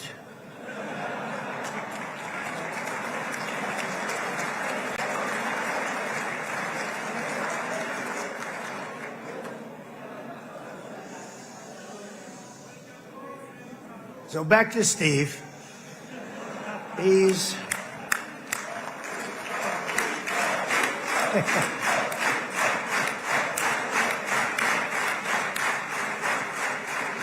But I tell one story because he was so involved, and then we called in Jared. We need that brain on occasion. We got to get Jared in here. We got to get a certain group of people. But Steve started this all by himself. I call him Henry Kissinger, who doesn't leak. Okay? Henry is a big leaker. He leaked. Steve doesn't leak. Steve just wants to get the job done. He wants to do what's right. But I'll give you just a quick story because, as you know, he's working on the war with Russia and Ukraine, a war that would have never happened if I were president. A shame. 7,000 young soldiers a week are being killed. More than that this last week. It's a shame. Should have never happened. But it did happen, and we won the race, and I took over this horrible war that's been raging, and I thought it would be easily settled. I thought it was a hell of a lot easier than doing what we just did very successfully with Israel and a lot of other people. But this came first, and we'll get that one. But I set up a meeting for him to meet with President Putin, thinking it would be a 15 or a 20-minute meeting. Steve had no idea about Russia, had no idea about Putin too much, didn't know too much about politics, wasn't that interested. He was really good at real estate, but he had that quality that I was looking for, and I didn't see it around in too many ways. And I set up the meeting with Putin, and I called. I said, is Steve finished yet? That was about a half an hour into the meeting. No, sir, he's not. He's still inside. This is in Moscow. I said, well, how's he doing? I don't know, sir. He's still inside. I called up an hour later. Let me speak to Steve. Sir, he's still with Putin. He's with President Putin. I said, wow, that's a long meeting, 1 hour. I called up an hour later, he was still with Putin. 3 hours later, he was still with Putin. 4 hours later, he started to get the word that he was going to be coming out soon. And in 5 hours, he came out. I said, what the hell were you talking about for 5 hours? And he says, just a lot of interesting things. We're talking about a lot of interesting things, including what he went in there for, but you can't talk about it for 5. You can talk about it for a certain period of time, and you know what you're getting. But that's a talent. That's a talent, where you can do that. Most people I'd send in, number one, they wouldn't be accepted. Number two, if they were, the meeting would last 5 minutes, and that's what happens with Steve. Everybody loves him. They love him on this side. They love him on the other side. And he really is. He's a great negotiator because he's a great guy. So thank you very much, Steve, very much.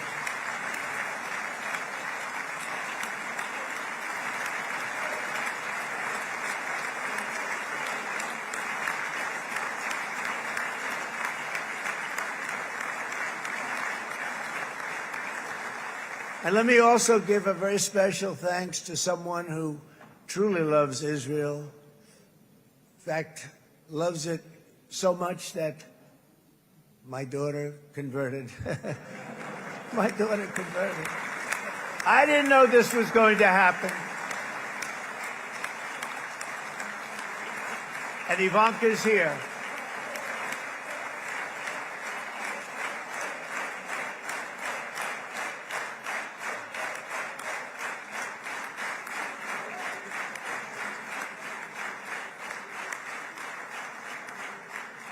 And Bibi, you do know this was not in the cards for me. You understand that. And she is so happy, and they are so happy. At least I think they're happy. If they're not, we have a big story, right? No, they have a great marriage, and they get along great. They're best friends. They have a very special relationship. But Jared has been so helpful. He really did something very special. He established the Abraham Accords with a group of very wonderful people. I like calling it the Avraham Accords, because people that, right? Avraham. It's so cool. It's so much sort of nicer, you know, the Abraham versus the Avraham.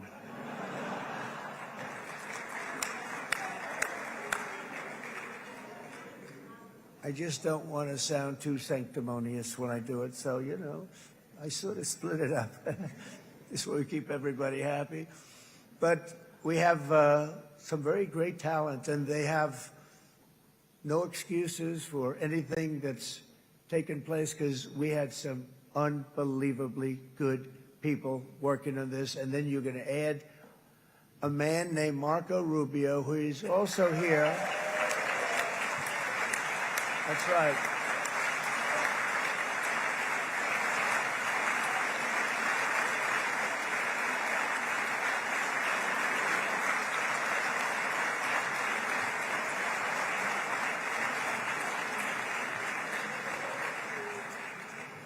And I have a prediction that Marco will go down, I mean this, as the greatest Secretary of State in the history of the United States. I believe that. I believe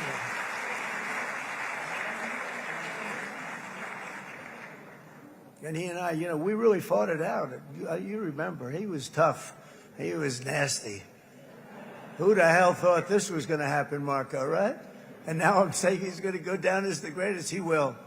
He was always smart and sharp, and people respect him. And then we have somebody who's young, but an unbelievable leader. I saw it a long time ago, and he's turned out to be even better than we thought. Right, Susie? I think even better. And that's Pete Hegseth, who is our Secretary of War, formerly Secretary of Defense.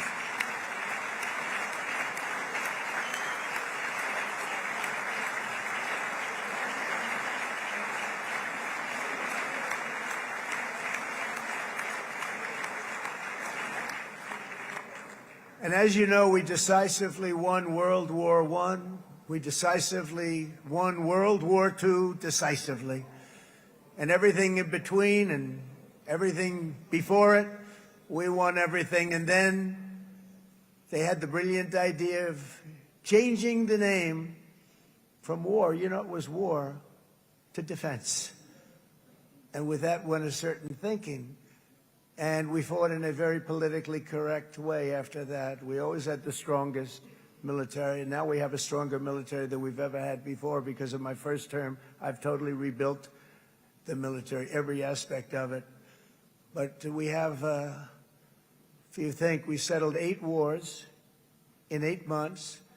I'm now including this one, by the way, if that's okay. They may say, well, that was quick. Because yesterday I was saying 7, but now I can say 8. The hostages are back.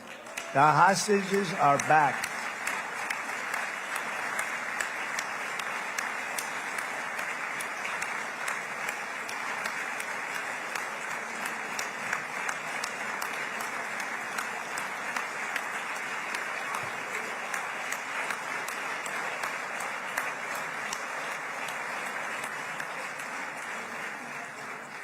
It is a good feeling. Isn't that nice to say? You know, I just said the hostage. First time I said the hostages are back. It feels so good to say it. But when you settle 8 wars in 8 months, that means you don't like war. Everyone thought I was going to be brutal. In fact, I remember Hillary Clinton during a debate, she said, look at him, he's going to go into war with everybody. And actually, she said, he's got a personality that's all about war. No, and my personality actually is all about stopping wars, and it seems to work. It seems to work. But it also means this name change and our attitude that we're not going to go into a war, but if we do, we're going to win that war like nobody has ever won a war before. We will not be politically correct, but we're not going to be there. And I think, you know, as you mentioned, Bibi, before, peace through strength, and that's what it's all about. The United States has the greatest and most powerful military in the, right now, history of the world. I can tell you we have weapons that nobody's ever dreamt of. I only hope we never have to use them. I rebuilt the military. I was proud to do it, but some of the things I hated to do. I hated certain of the weapons because the level of power is so enormous. It's so dangerous, so bad. But we have to do what we have to do. We make the best weapons in the world, and we've got a lot of them. And we've given a lot to Israel, frankly. And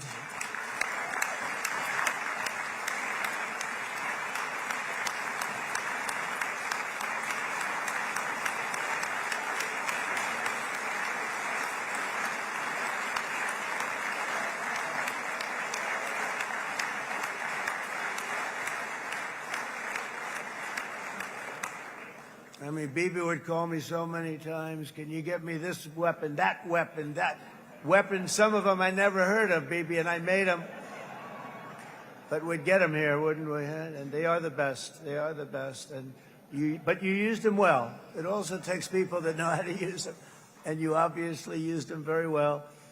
But so many that Israel became strong and powerful, which ultimately led to peace. That's what led to peace. So as we celebrate today, let us remember how this nightmare of depravity and death all began. 2 years ago, on the eve of the Simchat Torah holiday, thousands of innocent Israeli civilians were attacked by terrorists, and one of the most evil and heinous desecrations of innocent life the world has ever seen, the worst slaughter of Jews since the Holocaust. The cruelty of October 7th struck to the core of humanity itself. Nobody could believe what they were witnessing. The United States of America grieved alongside you, and we mourned for our own citizens who were so viciously taken that day. And to all the families whose lives were forever changed by the atrocities of that day, and all of the people of Israel, please know that America joins you in those two everlasting vows: never forget and never again.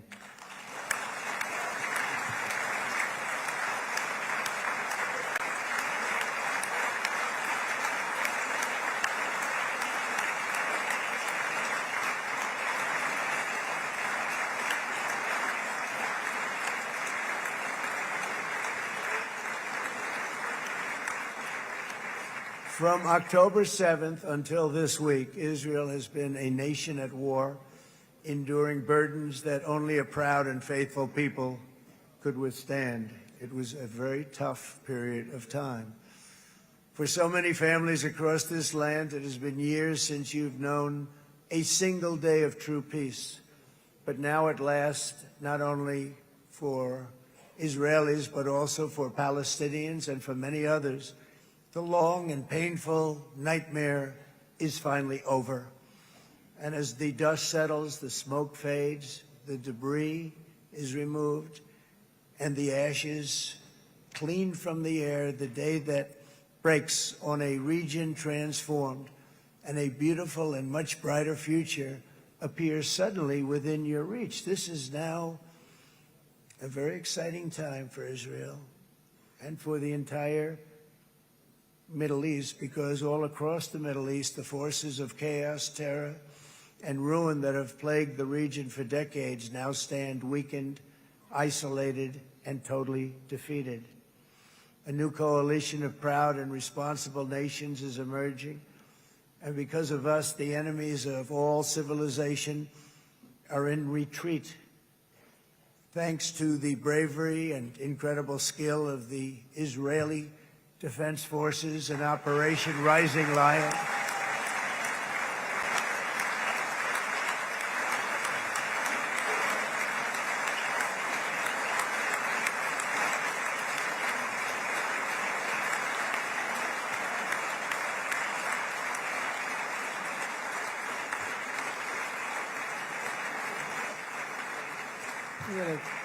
Guy's central casting. Let's put him in a movie. Look at him. Great job. And my people loved working with you. Loved it. They worked so well together. But many of Iran's top terrorists, including nuclear scientists and commanders, have been extinguished from this earth. And with Operation Midnight Hammer, boy, that's a great name for that, what we did. Last June, the United States military flew 7 of those beautiful B-2 bombers. They look so beautiful all of a sudden. They were always, I thought they were pretty planes. I had no idea they could do what they did. In fact, we just ordered 28 more of them. A little updated version. We ordered a whole pile of them. And almost 100 other planes went with them, including fighter jets. And we had 52 tankers, big, beautiful, brand new tankers that were loading them up 4 or 5 times. They traveled 37 hours back and forth. Think of that. But we had tankers all over the sky for all the other planes. We had the F-22s, the F-35s, F-16s. We had a hell of a lot of planes.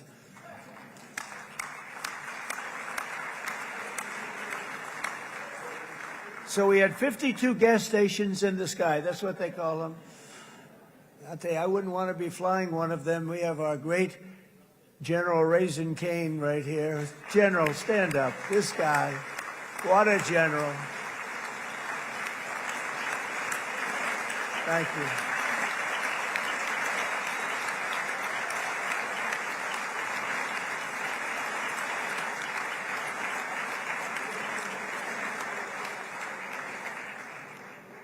I asked General Cain, I said, you know, we're having problems with ISIS, and I was in Washington, and I asked, how long would it take to defeat ISIS? And my Washington generals told me, 3, 4, maybe 5 years, sir.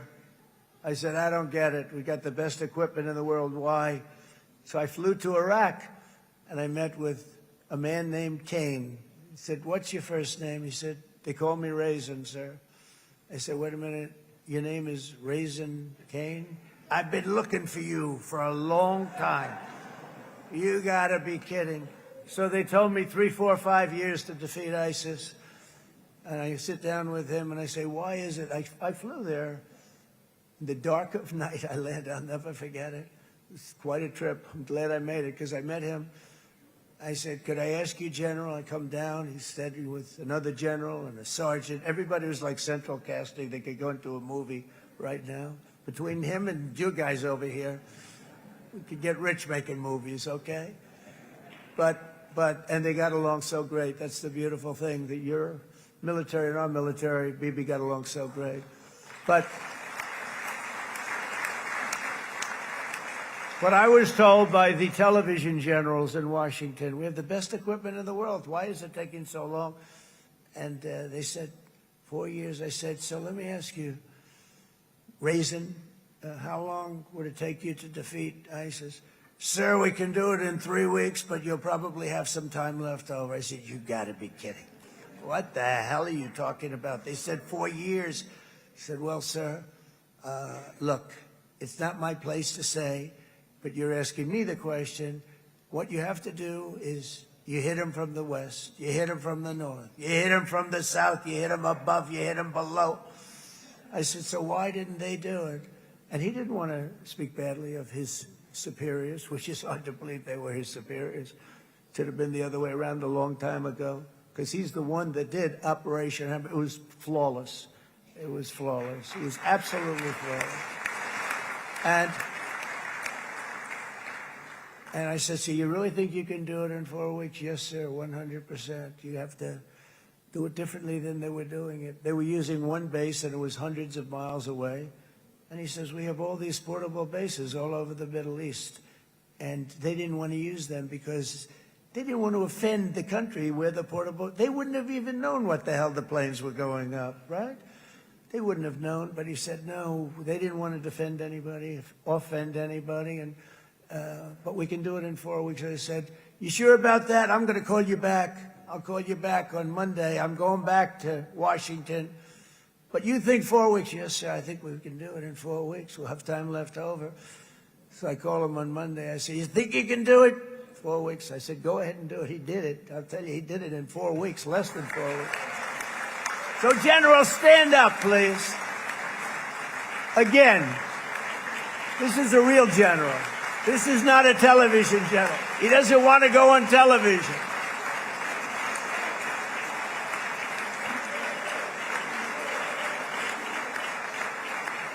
He doesn't want to go on television. I said the other guys love being on television.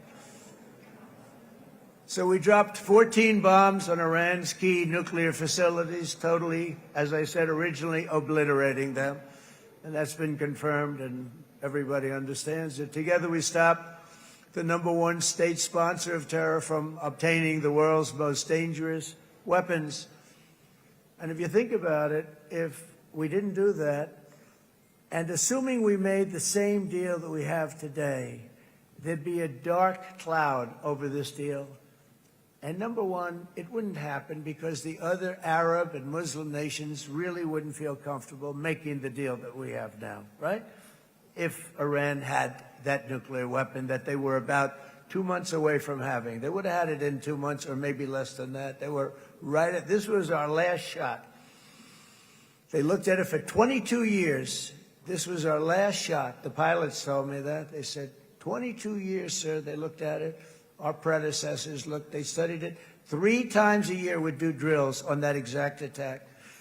And boy, did they get it right. But let's assume they didn't, and let's assume there was large-scale nuclear weapons in the hands of Iran. We couldn't be here today. Even if we signed the deal, which we couldn't do because a lot of people would not want to have anything to do with it, we took a big cloud off of the Middle East and off of Israel.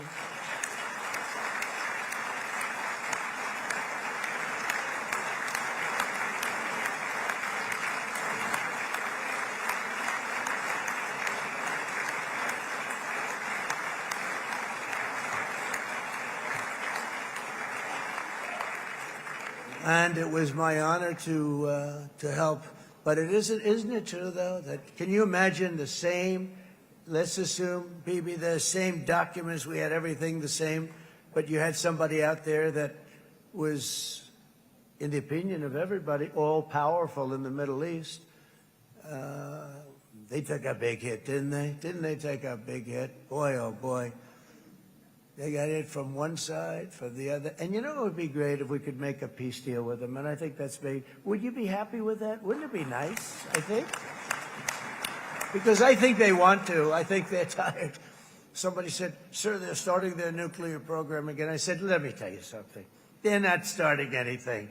They want to survive. The last thing they want to do is start digging holes again in mountains that just got blown up and start... They're not doing it. They want to survive, okay? But I think we have a chance. Steve, you, and I think Jared, come on, I'll call you back for another one. We always bring Jared when we want to get that deal closed. We bring Jared, but Steve, you and Jared and the General and Pete and Marco, you'll get that deal done easy. I think that'll be easy. But first we have to get Russia done. We got to get that one done. If you don't mind, Steve, let's focus on Russia first, all right? We'll get it done. In Lebanon, the dagger of Hezbollah, long aimed at Israel's throat, has been totally shattered. My administration is actively supporting the new president of Lebanon in his mission to permanently disarm Hezbollah's terror brigades. He's doing very well. And build a thriving state at peace with its neighbors. And you're very much in favor of that, I know. And it's good things are happening there, really good things. And with this week's ceasefire, we've achieved the most challenging breakthrough of them all, the most challenging breakthrough maybe ever. I mean, I've never seen anything like it. I've been involved in a lot of success. I have never seen anything like what's going on today all over the world. People are dancing in the streets, not just in Israel. They're dancing in the streets of countries that would have never danced in the street about what's happening today. They're dancing in those streets. So this long and difficult war has now ended. You know, some people say 3,000 years, some people say 500 years, whatever it is. It's the granddaddy of them all. And in an unprecedented achievement, virtually the entire region has endorsed the plan that Gaza will be immediately demilitarized, that Hamas will be disarmed, and Israel's security will no longer be threatened in any way, shape, or form.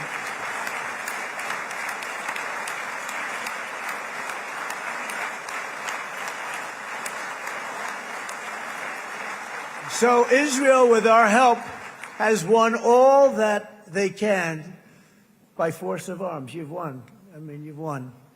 Now it's time to translate these victories against terrorists on the battlefield into the ultimate prize of peace and prosperity for the entire Middle East. It's about time you were able to enjoy the fruits of your labor. Mr. Opposition Leader. I said he's a very nice opposition leader. I think... No, he's a nice man. Bibi, he's a nice man. Good. He knows what he's doing, right? No, a very nice guy.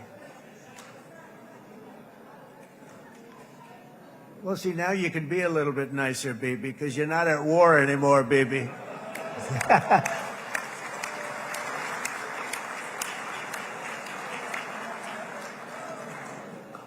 But only by embracing the opportunities of this moment can we achieve our goal of ensuring that the horrors of recent years will never happen again. You don't want to have to go through this again. 8 years ago, I came to this region on a very special first trip abroad as the President of the United States. I came here very early at your request. I addressed the leaders of the Arab and Muslim world gathered in Saudi Arabia and said that it was time to build a future free of the grip of extremism and terror. And interestingly, right now, as soon as I'm finished, I'm quite late. You've kept me quite late between opposition leaders and Bibi's brilliant but very long speech. I thought I was going to run up here, make a speech, and then head to Egypt. It didn't work out, though. And you made a pretty long one, too, sir.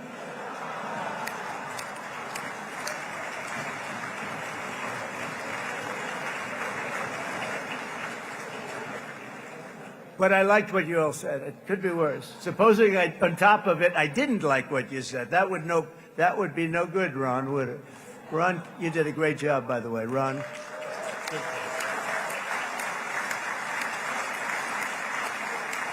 Yeah.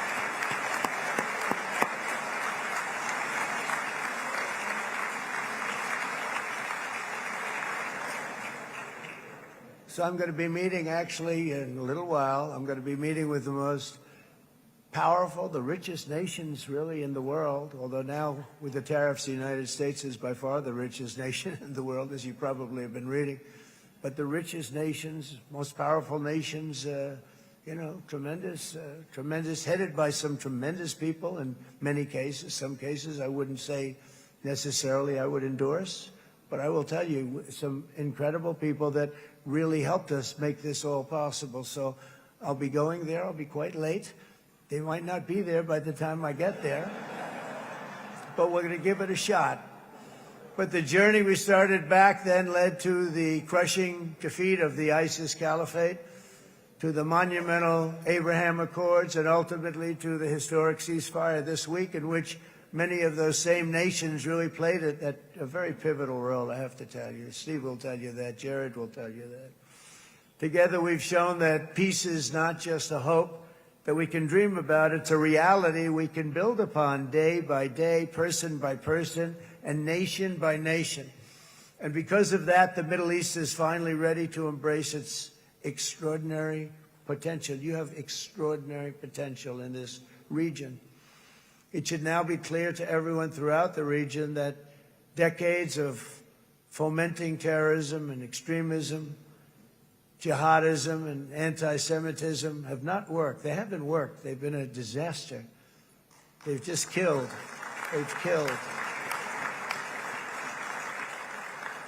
They've backfired completely and totally. They've just totally backfired. Everything that you thought, take it worst case, it's turned out to be worse than that. They have not worked. From Gaza to Iran, those bitter hatreds have delivered nothing but misery, suffering, failure, and death.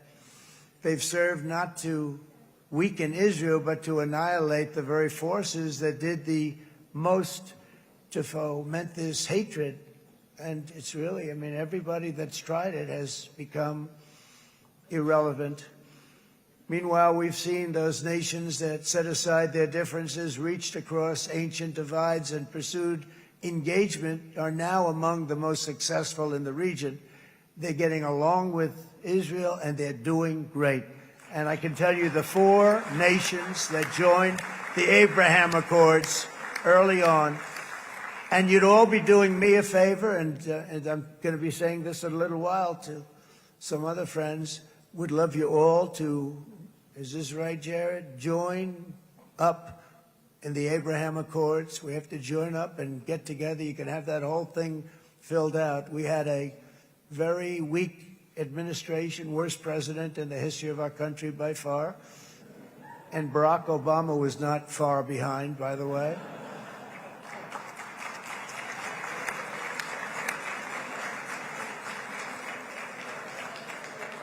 And they did nothing with this incredible document, the Abraham Accords, but now you can fill them up. Now you have peace, you have people that really like Israel. I'll tell you what, and they like Israel a lot more today than they did even 5 weeks ago. Like, you've made a lot of, you've come back. You've come back strong, because it was getting to be a little nasty out there in the world, and ultimately the world wins. You can't beat the world. Or I would say to Bibi, it's now time, and he understood it better than anybody, because ultimately, you know, the world's a very big place.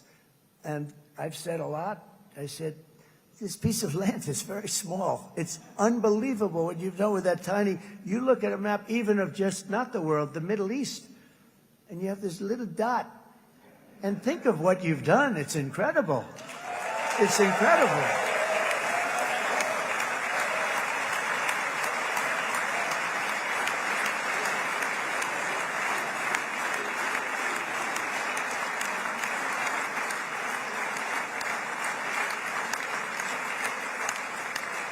But the world is loving Israel again. And I said to Bibi, you know, the world is big and it's strong. And Ron, ultimately, the world wins. And we don't have to worry about that now. But there was getting to be a period of time over the last few months, you know, the world wanted peace and Israel wanted peace. Everybody did. Everybody did. And what a victory it's been, right? What a victory it's been. If you would have gone on for 3-4 more years, keep fighting, it was getting bad. It was getting heated. The timing of this is brilliant. And I said, Bibi, you're going to be remembered for this far more than if you kept this thing going, kill. It would be it would not be the same. And I just want to congratulate you for having the courage to say, that's it, we've won. And now let's enjoy our lives and let's rebuild Israel and make it stronger and bigger and better than it's ever been before. We're going to do that. Took a lot of guts.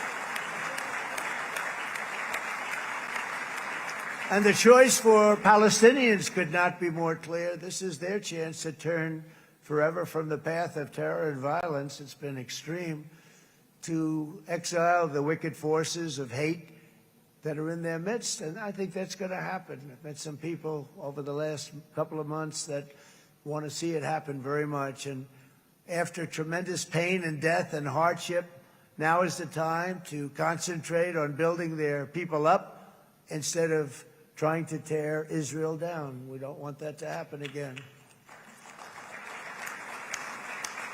And the total focus of Gazans must be on restoring the fundamentals of stability, safety, dignity, and economic development so they can finally have the better life that their children really do deserve after all these decades of horror. I intend to be a partner in this effort in the sense that we're going to help and we're going to do something that became unbelievably popular. Everybody wants to be on it.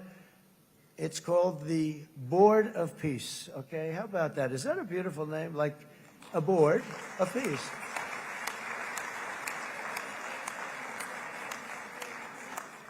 The only bad thing from my standpoint, every single nation involved has asked me to be the chair, and I'll tell you, I'm very busy. I didn't count on that, but you know what? If we do it, we'll do it right, and we have unbelievable power and wealth, because you're going to need wealth. You're going to need wealth to rebuild things, and they have wealth like few people have wealth. I want to thank the Arab and Muslim nations for their commitment that they've made to support a safe rebuilding of Gaza and beyond. I have many Arab countries, very wealthy countries, that came up and said, we'll put up tremendous amounts of money to get rebuild Gaza, and I think that's going to happen. The power, they want dignity, they want to come forward, and they want to say, and I want to say who they are, because what they're doing is going to be, I think, something that you're going to be very impressed with, Bibi, and you need that. You need the kind of economic power that they have, and they want to see it work, and they want to see it be safe, and they want to see it be good for Israel, too. And as much money as it will be, and it's a lot, as you can see, it's a lot. For these countries, it's relatively little relative to their worth. It's really a lot of money like most people could never even conceive, but for these countries, it's not that much, especially because it ensures success and stability in the Middle East, which is what they want to see. So many of them will be with us in Egypt in a little while, I think. I'm not sure. They may be gone. They may have taken their Boeing 747s and left. I said, what kind of a plane do you fly? 747. I said, that's a large plane. No, they may have. Steve, do you think they've left on their their brand new Boeing 747s? Or I don't know. We're going to find out soon. It's going to be a big story. There'll be 2 people left. And they'll be the 2 poorest ones.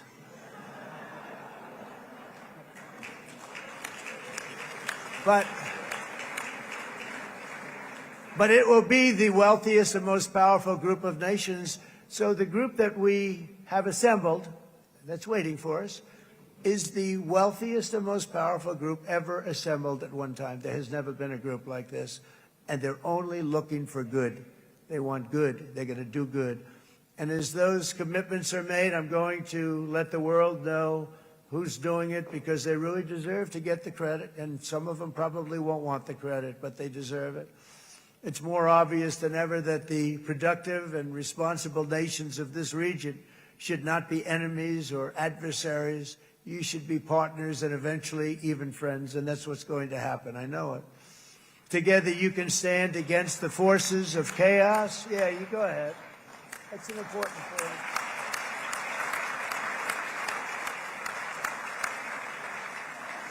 Because you can stand against the forces of chaos that threaten all of your interests, and it's always a big threat, and unleash incredible prosperity and opportunity for all the people of these lands, and that's what's going to happen. You're going to unleash numbers and success, the likes of which Israel has never been able to think of, because you're so firm, and you should be, and you've done the right thing in defending yourself.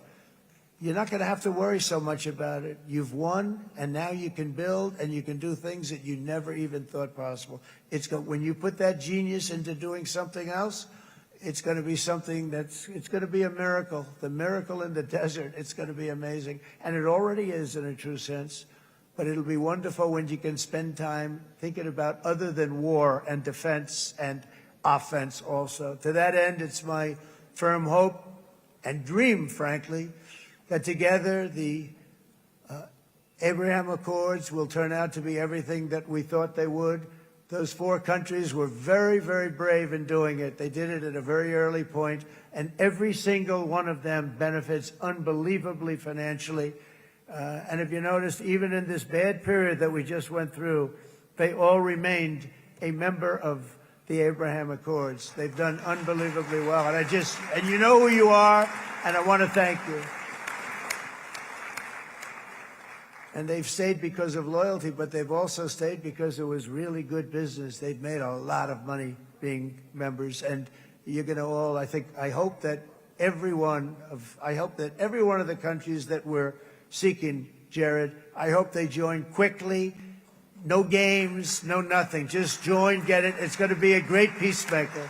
It's really going to bring it together beyond anybody's wildest dream. So instead of building fortresses to keep enemies at bay, the nations of this region should be building infrastructure to weave your commerce closer together, because you've got to compete with the big world out there in commerce now. It's a different kind of competition. Instead of making weapons and missiles, the wealth of this region should flow to schools and medicine, industry, and, frankly, the new hot thing, artificial intelligence. It's a lot of intelligence you're going to have to be throwing off to pay back these sums of money that they're doing. But that's really the hot one. And I might say that the United States, a year ago, was a dead country. I say it to people. I heard it first from the King of Saudi Arabia. I then heard it from UAE. I heard it from Qatar. I heard it from many other countries. A year ago, the United States of America was a dead country. Now it's the hottest country anywhere in the world. It is the hottest. There's no question about it.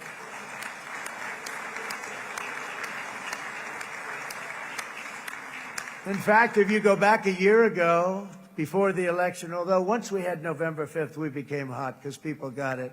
I would say November 5th was a time that we became really hot. But once you go back a couple of years, if I were in charge and the country was doing what they were, nobody was going to ask me to speak. Nobody asked Joe Biden to come up and speak, I guarantee you that. And if they did, he would have turned them down, I promise you. He didn't speak. He didn't speak, and he didn't speak well. But all of the countries in the Middle East, could have what we're doing now, it could have happened a long time ago, but it was strangled and set back almost irretrievably by the administrations of Barack Obama and then Joe Biden. There was a hatred toward Israel. There was an absolute hatred. The setbacks really started when President Obama signed the Iran nuclear deal. This was a disaster for Israel, and it was a disaster for everyone. And I remember that Bibi Netanyahu came to the United States and worked so hard to try and get Obama not to do that deal.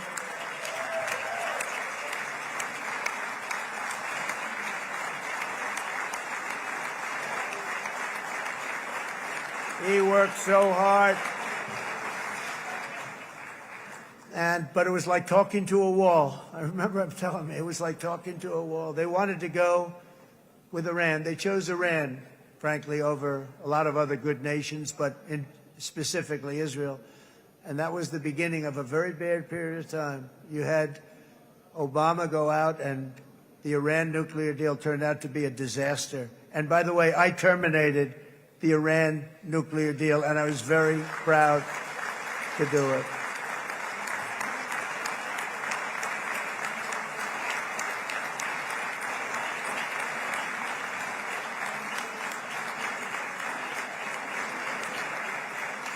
Yet even to Iran, whose regime has inflicted so much death on the Middle East, the hand of friendship and cooperation is open. I'm telling you, they want to make a deal. That's all I do in my life. I make deals. I'm good at it. I've always been good at it. And I know when they want. Even if they said, we don't want to make a deal, I can tell you they want to make a deal. All right, they do. They want to make a deal, and we're going to see if we can do something, because this is crazy what's happening, and we're not going to have this anymore. Neither the United States nor Israel bear the people of Iran any hostility. We merely want to live in peace. We don't want any looming threats over our heads, and we don't want to even think in terms of nuclear destruction. It's not going to happen, never will happen. There's nothing that would do more good for this part of the world than for Iran's leaders to renounce terror, stop threatening their neighbors, quit funding their militant proxies, and finally recognize Israel's right to existence. They have to do that. They have to do that. And to Iran, and as you know, this is not said out of weakness. There's no weakness. But I'm going to say this, that we are ready when you are, and it will be the best decision that Iran has ever made. And it's going to happen. It's going to happen. And they're good people. I know a lot of Iranians in the United States. They're good people, smart, hardworking people. They don't want to see what's happened to their country. The story of fierce Israeli resolve and triumph since October 7th should be proof to the entire world that those who seek to destroy this nation are doomed to bitter failure. The state of Israel is strong, and it will live and thrive forever.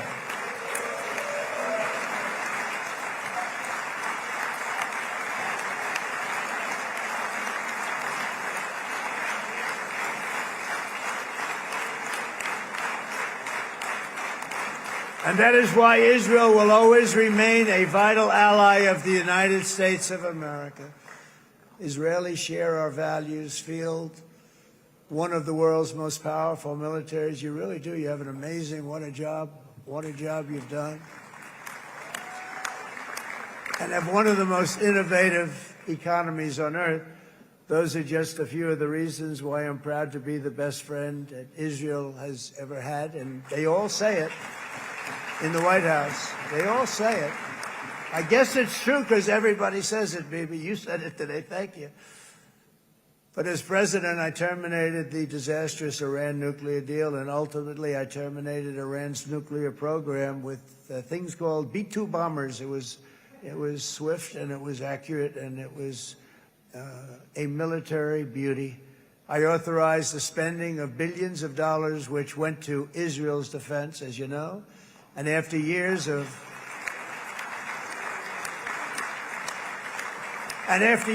broken promises from many other American presidents, you know that, they kept promising. I never understood it until I got there. There was a lot of pressure put on these presidents. It was put on me too, but I didn't yield to the pressure. But every president for decades said, we're going to do it. The difference is I kept my promise and officially recognized the capital of Israel and moved the American embassy to Jerusalem.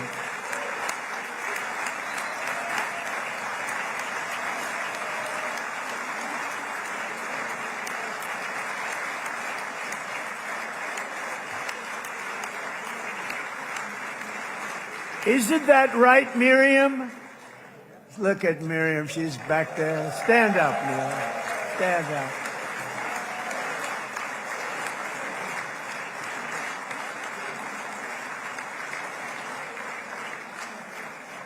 Miriam and Sheldon would come into the office. They'd call me.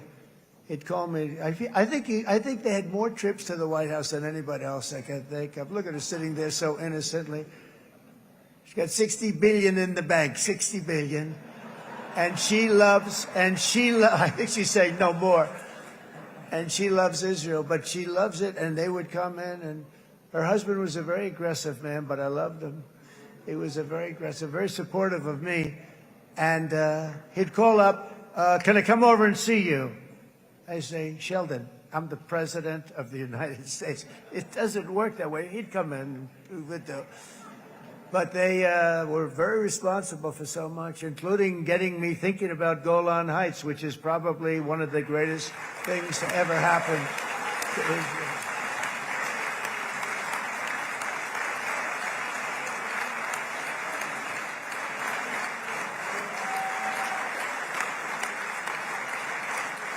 Miriam, stand up, please.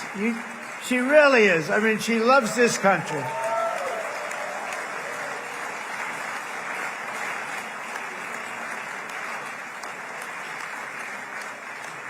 She loves this country. Her and her husband are so incredible. We miss him so dearly.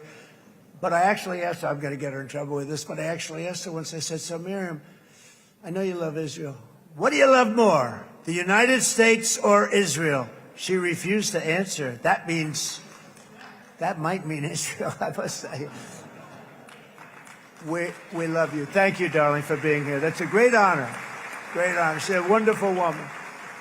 She is a great woman. I've always stood for the people of this community, and I always will. I'll always be with you. I'm always going to be with you. I guess maybe something could happen to change my mind. Somebody that's really stupid gets into office and wants to do really bad things, but that's about it. We don't think we're going to have that happen. I hope we're not going to have that happen. And this man is a good man right here. These two men are good men right here.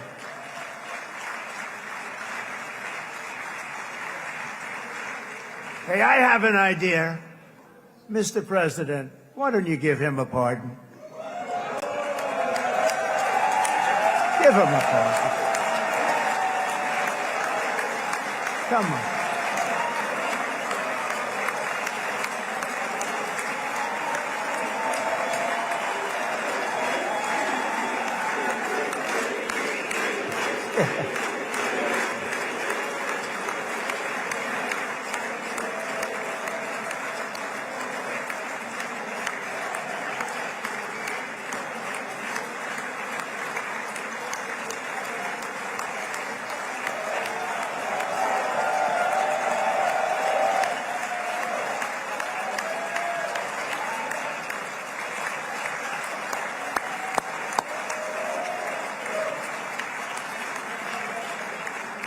By the way, that was not in the speech, as you probably know.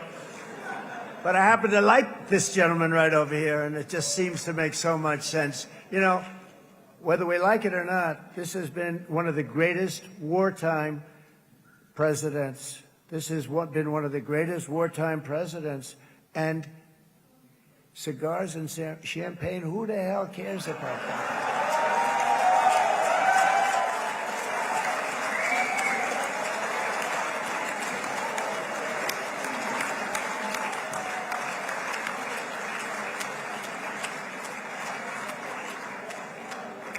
All right, enough controversy for the day, right?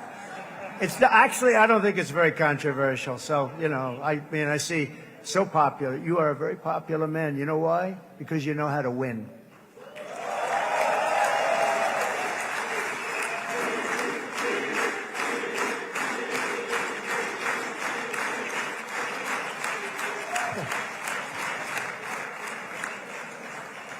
Over the past 2 years, I've met many of the families of the Israelis taken hostage and those that were taken hostage. Unbelievable. I've looked into their eyes. I've seen the worst nightmares of their suffering, but I've also seen something else, the beautiful love of the people, the love of people, frankly, that hold things together, the love that gives you the courage to carry on through thousands of years of persecution and repression and to emerge with the heart of David. It's the heart of David. It's that love that's defeated the enemies of civilization, built this incredible country and this unbelievable economy, and forged one of the great democracies of the world. That is why it's a true honor to stand here today and address this assembly in your ancient and eternal now capital, Jerusalem. I'm proud to have helped in that regard. This city and this nation stand as living proof that a much brighter future for this entire region is truly within our grasp. For thousands of years, Jerusalem has been a home to Christians, Jews, Muslims, and people of all ethnicities and creeds. This is the holy center of the world's three great Abrahamic faiths. I like that too. Adorned, it's the first time I've seen that word in a while. Adorned with their sacred sites and alive with their pilgrims and visitors from every corner of the globe. But here between the Western Wall, the Temple Mount, and the hill called Calvary, people of every faith and background live, work, pray, serve, and raise their families side by side, and they do it with love. This example is just one of the modern miracles that Israel has given to the world. And just in closing, the leaders in this chamber know better than anyone else the challenges of this harmony, and it's been easily won. No, it hasn't. It has not been. It's been so tough, but it has been, some say, a miracle. What you've done is a miracle. Look at your size. Look at your chances when it all started. And you know, if you think about it, you are safer today, stronger today, and more respected today than at any time in the history of Israel. Think of it. People used to say it wouldn't exist. They don't say that anymore, do they? Yet if safety, security, and coexistence can thrive here in the winding alleys and ancient paths of Jerusalem, then surely peace and respect can flourish among the nations of the broader Middle East. The God who once dwelled among his people in this city still calls us, in the words of Scripture, the turn from evil and do good, to seek peace and pursue it. So he still whispers truth into the hills and knolls and valleys of his magnificent creation, and he still writes hope into the hearts of his children all over the world. And that is why even after 3,000 years of pain and conflict, the people of Israel have never given up from the threats of Zionism, from all sorts of threats. You want the promise of Zion. You want the promise of success and hope and love and God. And the people of America have never lost faith in the promise of a great and blessed future for all of us. From the very first day that modern Israel was founded, we have stood together through thick and thin of setbacks, and through victory and defeat, through glory and heartache. We have built industries together. We have made discoveries together. We have confronted evil together, and we have waged war together, and perhaps, most beautifully of all, we have made peace together. And this week, against all odds, we have done the impossible and brought our hostages home.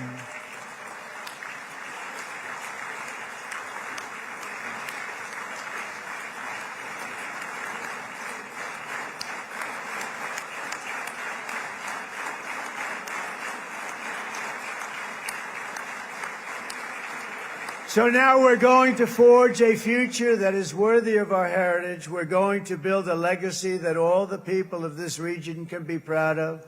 New bonds of friendship, cooperation, and commerce will join Tel Aviv to Dubai, Haifa to Beirut, Jerusalem to Damascus, and from Israel to Egypt, from Saudi Arabia to Qatar, from India to Pakistan, from Indonesia to Iraq, from Syria to Bahrain, Turkey to Jordan, the United Arab Emirates to Oman, and Armenia to Azerbaijan, another war that I just settled.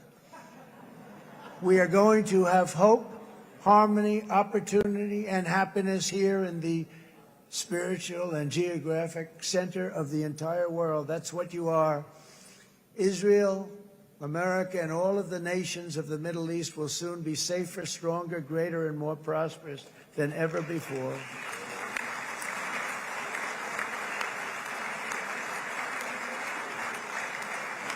And I want to thank you all once again for this exceptional honor. This has been truly an honor. It's seldom that a president is invited to do this.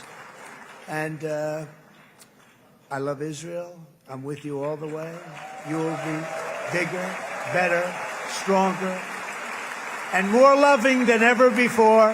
Thank you very much. God bless you. God bless the United States of America. And God bless the Middle East. Thank you, everybody. Good luck. Thank you very much. Thank you.